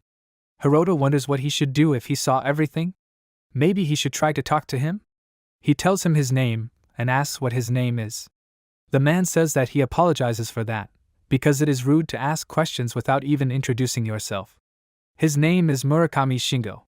He is an S-rank hunter, and he is currently ranked 4th in the hunter rankings. Hiroto is very surprised by this and asks loudly, is he an S-rank hunter? He thinks that a Deathstalker should be an S-rank holder. He got the worst possible option. Shingo starts looking for something in his jacket, and this really tensed Hiroto, who was standing in front of him. He took out a piece of paper and handed it to him, surprising him. Shingo was embarrassed by his reaction and asks, so he is one of the novice hunters. Usually, when he meets an unfamiliar face in the dungeon, as a sign of greeting, they must show each other their hunter IDs. Hiroto took his business card with a surprised face and reads what is written on it. On his ID is written the name he gave and that he is 48 years old, a hunter rank of S, and a power level of A. He thinks that according to Yuzuki, that screen is only visible to those whose power level reaches rank S. This means that he has nothing to do with the Deathstalker. Hiroto starts searching for his ID in his pocket and says that it is his turn now. Shingo looks at his ID and asks, is his hunter power level F? He himself is not particularly welcome among S-rank hunters, but his situation seems even worse. By the way, who is the culprit of this destruction? Hiroto says that there was another person here who saved him from Cerberus and escaped. He thinks that it is good that he did not say anything unnecessary, although his cover story seems crude. Shingo looks at him and asks, so this is another job of X, right? Hiroto looks at him with a confused look and asks what he means. Shingo leaves and says that he can forget about it, because it is a long story. Hiroto asks what an S-rank hunter is doing in such a simple dungeon. Shingo asks, he knows about the Artemis Hunter Training Academy, right? To tell the truth, there have been quite a few monster incidents ever since almost all of them were killed. Everything hinted that the same thing would happen in this dungeon soon. So he decided to do his own investigation. Hiroto asks what that means with a slightly worried look. Shingo says with a small smile that he can forget about it since it's also a long story. It's better for him not to know the details. Hiroto looks at him with a calm face in silence, turns around and says that in that case he needs to go. He called him by his last name, which is why he turned around and politely asks if he needs something. Shingo stands still and says that fate itself brought them together here. This dungeon was part of a chain of incidents and monsters that shouldn't be here in principle appeared here. He shouldn't misunderstand him, but it's better to refrain from conquering dungeons for now. It seems like this is a very serious matter. Hiroto says with a calm face that he is grateful to him for the advice. After that, he leaves and looks at the system window that appeared in front of his face. He thinks that he doesn't even need to look at the warning from the system. So this is what S-rank hunters are like, right? He is a real monster. He looks down with a very scared look and thinks that he is still too weak after all. After that, he leaves, and Shingo sits down on the ground and thinks that everything is as usual. There are traces of an unknown A or S-rank hunter here. In other words, X exists, and he suddenly turned out to be an ordinary guy. This can't be. To destroy the landscape like that you need to be at least an A rank. For an F rank, this is impossible under any circumstances. Sometime later, at the Hunter Association, in one of the offices, the chairman of the Hunter Association, Damata Gosetsu, who has the third place in the S ranking, the strength of an A rank hunter, the old generation, has gathered here. The second oldest, the leader of the Death Scythe Guild, Murakami Shingo, the old generation. The third oldest, the leader of the Black Dragon's Fangs Guild, Tsuyoshi Omichi, fifth place in the S rank, Hunter Power Level A, the old generation. Gosetsu says with a serious look that he can come in. A guest of the guild, a representative of the largest company in the entertainment industry, Takato, second place in the S rank, young generation, enters the office. He greets everyone and says that he was busy filming a drama, which is why he was late. Gosetsu asks if the title of hunter means anything to him at all. Takato sits down in his seat and says with a smile that with his finances, he can speak frankly. This title is a good way to always stay on the wave of popularity, doesn't he think so? Gosetsu gets very angry because of what he said. Shingo notices this and tells the chairman that he should calm down. He doesn't listen to him, and says loudly that the first in the hunter rankings never shows up to their meetings. The new generation is no good at all. The Hunter Association, or rather, who do they think he is? Takato asks with a smile, isn't he just a grumpy old man? What he said made Gosetsu even more angry, and he opened his mouth in surprise. Shingo calls the chairman and says that he should lecture him later since they all have other things to do. Gosetsu calmed down and says that they should start the S-rank hunter conference. And the agenda includes the Demon Lord. Takato became more serious and asks what he means. Gosetsu says that to be more precise, the conversation will be about the Lord Hunters. Takato understood him and says that it turns out that they gathered because of their S-rank company. He already thought that they would talk about the Demon Lord app. Gosetsu's attention was caught by the fact that he mentioned the app and he asks what he means. Takato says that it is a long story that he does not need to listen to. Gosetsu looks at him and asks if he means that they created a special app for themselves and distributed it to hunters. Takato says with a smile that it is something like that. Is there something wrong with this? The chairman says that they should talk about the old diet building. Takato asks if he is talking about where Nagato's dungeon opened. Gosetsu agrees and says that as they all know, it is one of the 7 great dungeons. Countries from all over the world have sent hunters there, but no one has ever managed to conquer it. The first of the 7 great dungeons opened in America. The tragedy it caused swallowed up an entire city. In Japan, the great dungeon swallowed up the diet building.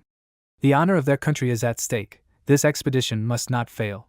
He has heard rumors that they, the younger generation, have begun to act behind their backs. They shouldn't forget that the expedition is being led by the Hunters Association Board. Takato says with a smile that he will tell the others about it, but he has a question. He is just wondering if he is jealous and picky. 10 years ago, a talented S-rank hunter appeared out of nowhere, and he was ranked second. And at the very top is Sayako Kuju. Shingo looks at him and says that she, the head hunter, has never shown up at the meetings. He is starting to get a headache from this young generation of hunters who live in their own minds. Gosetsu says that no matter what, they should all moderate their selfishness. They shouldn't underestimate the Hunters Association. Takato agrees with him indifferently and falls silent. Omichi calls the chairman and asks, by the way, what is going on with the Artemis Hunter School? Gosetsu says that he regrets his son's death, but the investigation into his death was closed. They already discussed it. Omichi asks with a displeased look, does he mean that all those uncontrollable monsters just disappeared from the face of the earth? He taught him to run in unexpected situations. As an S-rank hunter, he raised him since he was a child. Does he even understand what this means? He slams the table, raises his voice and says that he even gave him a special artifact that signals about dangerous monsters. He had every chance to escape. He couldn't die so easily. He was killed by people, not monsters. That's why he couldn't escape. Takato asks, is he talking about that incident where only 2 survived? Let's say he was right, but then his son's killers have long been in the grave, haven't they? Omichi asks with an angry look, is this a reason for the association not to continue the investigation? If so, then he will do it himself. Still, the Hunter Association is of no use. No wonder the young ones wipe their feet on them. First, he will find out more about those two survivors. He thinks that the artifact he gave him was worth hundreds of millions of yen. His son was killed before he even met a slightly dangerous monster, he is sure of it, and their goal was his expensive equipment. If the culprits are still alive, he will definitely find out about it and personally kill them. Sometime later, in the dungeon that formed on the site of the former Artemis Academy for Hunters, the 4th investigation building, Murano says that he should not abandon her like last time. Hiroto apologizes to her and says that it is his fault. The system window says that there are 6 days and 12 hours left until the Death Stalker appears. After that, they entered the dungeon with a group of hunters, and Murano says that she would never have thought that she would return to this dungeon again. Hiroto says that he himself did not want to return here, but this is the best option if they want to level up faster. He thinks that one of the reasons for their return is that after that incident, a wide variety of monsters were noticed here. And the other reason is the Black Knight living in the depths of the dungeon. He will kill more new monsters and improve his skills. Murano will be leveling up at this time, and then they will start hunting the Black Knight together. Hiroto says that for now they will act like ordinary porters, and then they will wait for the right moment and separate from the group. Murano asks, are they planning to spend 5 days in the dungeon? Will they have enough provisions? He says that she does not have to worry, because he has a storage room. He thinks that he has conducted various experiments with it, and found out that about 2 tons can fit in there. Also, time practically does not pass in the storage room, so there is no need to worry about the safety of the provisions. Hiroto says that he bought about 500,000 yen worth of goods. That will definitely be enough for them. Murano is very surprised by this and asks, did he spend so much time? He says with shining eyes that they practically threw away half of their compensation, so let them at least fill their stomachs with the other half. Murano thinks that if you think about it, then he really likes to eat, although it is not noticeable from him. Hiroto seriously thinks that as long as they remain in someone's sights, there is a high probability that they will have to hide in the forests, or even flee the country. A guy comes up to them and says that he would like to apologize for that story with Cerberus. Hiroto remembered him and says that they went to that dungeon together. The guy says that everyone, including him, survived, so he is glad that everything ended well. After that, the 3 of them went further through the cave and came to hunters who had gathered in several groups and were resting. The 3 of them sat in a crowd of these hunters, eating their food and talking to each other. A bald guy looks at them from behind a rock and tells the leader that the preparations are going well. But is he sure about this? The guy smiles and says that he met a couple of S-rank hunters and learned that they used the same skill as him. He remembers the past and says that at first there was emptiness, but then a strange sword appeared in his hands. It looks like he got help from that old man who's an S-rank. He only pulled out that weapon when his life and the life of his companion were on the line. No matter how you look at it, that sword is clearly unusual. The bald guy asks, even if he says that, isn't it just his instincts? The leader says that judging by the shape and how he pulled out the sword, he can guarantee that it's something powerful. That's a great excuse to kill and rob him. It'll be considered another accident anyway. Either way, there are hundreds if not thousands of stolen swords in the world already, and that guy is only an F rank. A porter is nothing more than a small fry. What happens to people like him? They get killed, and that's natural. At the same time, Hiroto says that it's still such an amazing coincidence that they went into the dungeon as a group again. The guy says that this time the job should be safe but well paid. Hiroto says that their task now is to eliminate the camp on the intermediate levels. The guy says that it seems that someone is determined to study this place up and down. Although it has already been confirmed from the outside that the dungeon is completely safe, so it is unlikely that they will die. Hiroto looks at him suspiciously and asks if he thinks that this is all a bit too easy.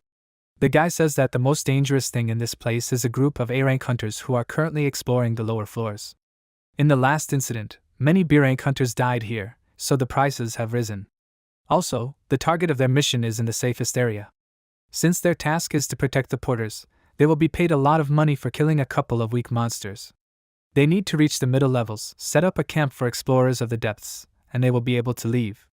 Hiroto thinks that if the rumors are to be believed, then the most interesting things are happening in the depths of this dungeon. In the last incident with the dungeon, Cerberus appeared out of nowhere. And the incident before this touched upon this place, the tragedy of the hunters of the Artemis Academy. And his very first incident the day he received the application. All these incidents happened in the dungeons. Is it a simple coincidence? Or was it all set up? Whatever the case, now the main task for him and Murano is to survive. And for this they need to become stronger, and the dungeon is perfect for this. But what if even their appearance was planned by someone? The guy calls him by name and asks what's wrong with him. Hiroto looks at him with a small smile and says that he is fine. They notice that the hunters are starting to get up and say that it looks like the rest stop is over, so it's time for them to move out. After some time, the hunters moved deeper into the dungeon and met a monster on their way. In the system window it is written that it is an underground worm with a difficulty level of C. Underground worms, colony difficulty level B+. One of the hunters notices these monsters and they all start falling from the ceiling. The guy says loudly that they are approaching. Several hunters with shields stand in front next to each other and hold back this army of monsters. The mages standing behind them are about to use their magic and their staffs begin to glow. At the moment of the combined attack of several mages, the shield bearers step aside and a stream of flame hits the monsters. The guy raises his hand and says loudly that the swordsmen should attack now. Hiroto watches the battle from afar and thinks that these people are experienced C-rank hunters. He takes out a dagger from his inventory, which attracts Murano's attention, and she calls his name in confusion. One of the hunters, who lost his vigilance, was very surprised when he noticed a monster quickly approaching him. Hiroto threw his dagger and stopped the monster that was about to attack this guy. The hunter looks at the killed monster and wonders where this throwing knife came from. Hiroto turns around and says that if he meets the Black Knight with his current strength, he probably won't be able to handle him. Murano says that people are saying that the Black Knight has only been spotted on the lower floors, so there's nothing to worry about yet. He says that no matter what, they're already on the middle floors. They'll reach the right place and leave their share of the materials for the camp. After that, they can separate from the group. Murano starts laughing, which gets Hiroto's attention, and he asks what's wrong with her. She looks at him with a smile and says that he's taking this job so seriously. He says that he was paid in advance, so he should do something. A guy they know runs up to them, calling his name and saying that they've run into a little trouble. In that battle, one of the party members fell into a crevice and is most likely injured. There should be healing potions in his luggage, right? Will he go with him? Hiroto agrees to this and says that they should go. The bald guy and his leader look at them and start smiling because of this. At the same time, in the Hunter Association building, Tamawa is sitting at the computer next to other people. He takes out a card and thinks that it is an A-rank hunter ID. The good thing is that he has one trick that will allow him to find out who his target is before the system tells him about it. The sooner he kills them, the better. And as long as he knows where this guy is, he has an advantage. Those who have reached rank A have the right to create their own hunter guild. In other words, if he is interested in any hunter of the association and he wants to invite him to his guild, then through the database he can get any information about him. So now he is in the dungeon where the hunters of the Artemis Academy died, and he is acting as a porter there. He gets up from the table and says that here he found him. At the same time, the bald guy says that they should wait. They did a roll call after the battle with the monsters and were missing one more hunter. The guy says that now he understands why he has not seen Yamaguchi anywhere. Hiroto asks, is he one of their group? The bald guy says that he had a stab wound. If they don't find him quickly, he might die. The guy thinks about it and asks if they should split up to find them faster. Hiroto will go with him to look for the one who fell into the crevice, and Murano will go to look for the missing Yamaguchi. Does everyone agree to this? She agrees to this, and Hiroto says nothing. The guy says that as soon as they save the fallen one, they will join the search for Yamaguchi. Murano nods with a smile to Hiroto, who stands next to her, and says nothing. After some time, he follows the guy, who leads him to a place where there were many other hunters and asks how he should understand this. The leader of this group goes to him and says that last time he noticed an interesting sword on him. He thinks that now the first place in the ranking of S-rank hunters is occupied by Tsuyako Kujo. When she was still a B-rank hunter she had exactly the same sword. And then there's that spatial storage skill. Hiroto looks at him with a calm face and wonders if he's really seen everything. The leader says with a smile that she could destroy an entire building with one blow. When he first saw it, he couldn't come to his senses for a long time. Hiroto asks if this isn't natural for S-rank talents. What's wrong with that? The leader asks if he didn't know. She rose to the top of the world when she was no more than 20. She appeared out of nowhere about 10 years ago, and back then, her talents were rated S-rank. Until now, only a few A-rank talents in the association had achieved that rank. But aren't they just a bunch of pathetic old people? Hiroto thinks that if his sword and that S-rank hunter's weapon are identical, then he can now say with certainty that the app system is only visible to S-rank talents. He said that an entire building was destroyed with one blow. Her sword must have been strengthened with human blood. He throws his backpack on the ground and asks, "So what does his story have to do with this situation?" The leader says with a big smile that they will kill him and take the sword. In the old games, this happened to players all the time. That's what it all means. Hiroto looks up and asks, "Are they going to kill and rob him, right?"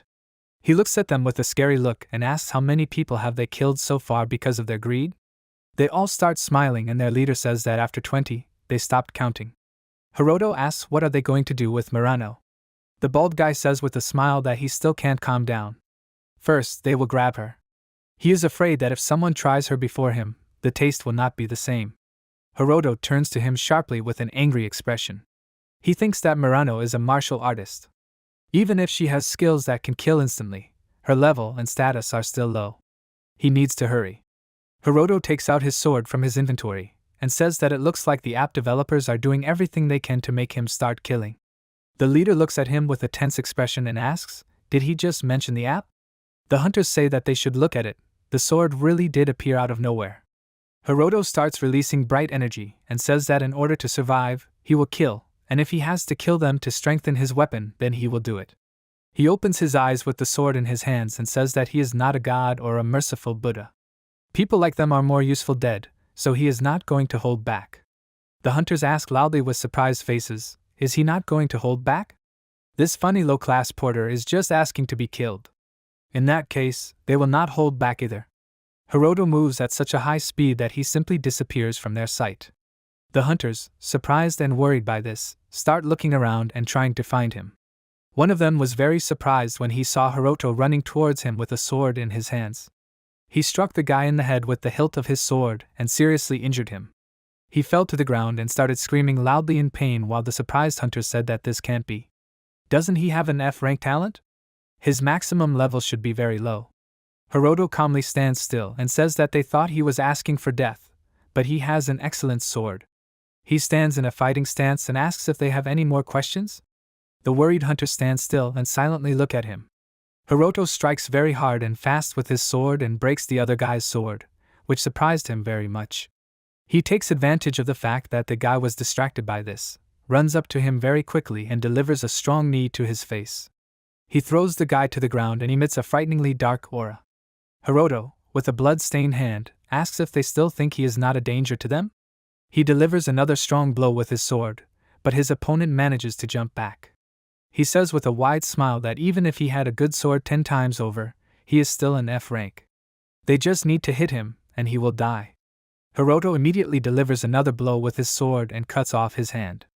He says that he is good at dodging, but what a pity. It is still within his reach. He really scares the two hunters standing nearby by saying that they are the only ones left. The leader of the group is very afraid and his body starts to tremble and sweat runs down his face. Hiroto says that he did not take him seriously just because he is in F rank. It was a fatal mistake. He goes to the scared leader of the hunter group and thinks that they are using senseless violence. They took the equipment of the weak and lured the strong into a trap. That's what they always do, that's their way of life. And now they're going to feel all the pain that the people they killed felt, the all-consuming fear. He jumps up and swings his sword, which the frightened leader notices and calls for help. Hiroto attacks him mercilessly and thinks that what he said at that moment exactly matched the words of the people who became his victims. He turns to the guy who brought him here and asks with a calm face what he will do. The guy is very worried about what happened and says that they made him do it. Hiroto stands still and silently looked at him for a few seconds. He turns around and says that he understands him. He leaves and thinks that he needs to quickly find Murano. The guy takes advantage of the fact that he turned away, takes out a small bottle and immediately opens it. He swings and thinks that this mixture of poisons from various dungeon monsters is his special invention. He throws the contents at him with a sharp movement of his hand, but Hiroto notices it and immediately dodges. The guy is very scared because of this and asks, did he dodge without even turning around? Hiroto turns to him with a disappointed look and says that he hoped that at least he was normal here. He even feels a little sorry. He immediately strikes with his sword and cuts off the guy's hand. At the same moment, several hunters whom he injured get up and start running after their leader. They all stop because they notice a huge snake that got in their way. The huge monster moves very quickly and eats their leader. The hunters look at what is happening with a shocked look and ask, "Where did the cave snake come from?" The frightened guy is sitting on the ground, holding his wound from which blood is flowing, and thinks that Cerberus was also abnormal. Why are anomalies in the dungeons happening more and more often? For starters, there has already been one incident in this dungeon. And also, what's wrong with this guy? A huge snake swings its tail and defeats two hunters who were nearby with one blow. Several system windows appear in front of Hiroto's face, which say that a murder of people has been recorded and the sword has evolved. The special sword skill God Slayer has reached level 2 and a special sword skill, Murder Alley, has been obtained. He wonders, does that mean the system has counted these murders for him? Anyway, he needs to hurry. Right after that, he defeated that huge monster very quickly. Hiroto climbs up the ledge, starts running, and thinks that Murano should wait for him. After some time, she notices him and calls his name with a happy look. She proudly stands next to the guy she beat up and tied up. Hiroto was happy about this and thinks that it looks like she is completely okay. He goes to her and asks what happened here. Murano with a displeased look says that that guy suddenly attacked her. Hiroto says that he is glad that she was not hurt either. She was surprised when she heard this and asks, "So he was attacked too?" He says that he fought them off, but some of them managed to run away. The escaped hunters were attacked by a cave snake. Murano was very surprised because of this and asks what he just said. First there was Cerberus, and now this. No matter how you look at it, haven't there been too many incidents in the dungeons lately? Hiroto seriously recalls how Shingo told him to stop going into the dungeons earlier. He says that it's because of them. Although it would be more accurate to say that it's all related to the Demon Lord's app. Murano looks around and asks, then how should they tell them about what happened? Should they just say that he defeated the cave snake? If they find out, won't it cause a stir? Hiroto says that it's very simple. He was planning on leaving the group a little later, come what may. Murano is surprised by this and asks with a confused look what he means. Hiroto says that those hunters are close combat fighters. Which of them would find it strange if one or two porters went missing? He extends his hand to her and says that it's time for them to go. Together, they will pave their way to life. Murano looks at him with a happy smile and a flushed face, extends his hand and agrees. At the same time, at the entrance to the dungeon that was formed in the building of the now defunct Artemis Hunter Academy, Tomoe goes to the portal and tells the inspectors of the Hunter Association that, as he sees, they are still serving bravely today. One of them turns around and calls him sir with a small smile. Tomoe walks towards them with a sly smile and kicks down a small pillar. Several people point their guns at him and say that entering the dungeon without permission is strictly prohibited. Tomoe smugly shows his card and asks, even for an A-rank hunter? The soldiers continue to aim at him and say that the rule applies even to A-rank hunters. Tomoe scratches his head with a displeased look and says that he hates this bureaucracy. It is impossible to conquer the dungeon with surveillance alone. One of the soldiers says that they can't do anything, rules are rules. They're going to get in trouble if they don't follow the instructions. Tomoe swings his hand very quickly, creating a very fast wind wave. The soldiers stand still and close their eyes because of what he did. One of the soldiers watches with a horrified look as one of his comrades falls to the ground with his head cut off. Tomoe smiles and says that he understands them. No one wants to get in trouble for breaking the rules, but they need to understand him too. If he doesn't get inside and kill a few freaks, then he's the one in trouble. But first, he needs to come up with an excuse for all this mess. He has a great idea of what they should all do. An unusual monster was spotted in the dungeon and was able to get outside. As a result, everyone outside and inside the dungeon died tragically, and there were no witnesses left. It will be problematic if they start an investigation, so he'll need to deal with the dungeon as well. One of the shocked soldiers looks at him in horror and asks, is he completely crazy? Is he really going to kill every single one of them? Tomoe says that he is here on business, and that they were unlucky enough to be in the wrong place at the wrong time. They should just accept it. The shocked soldier says that this is pure madness. Tomoe says with a big smile that he will take that as a compliment.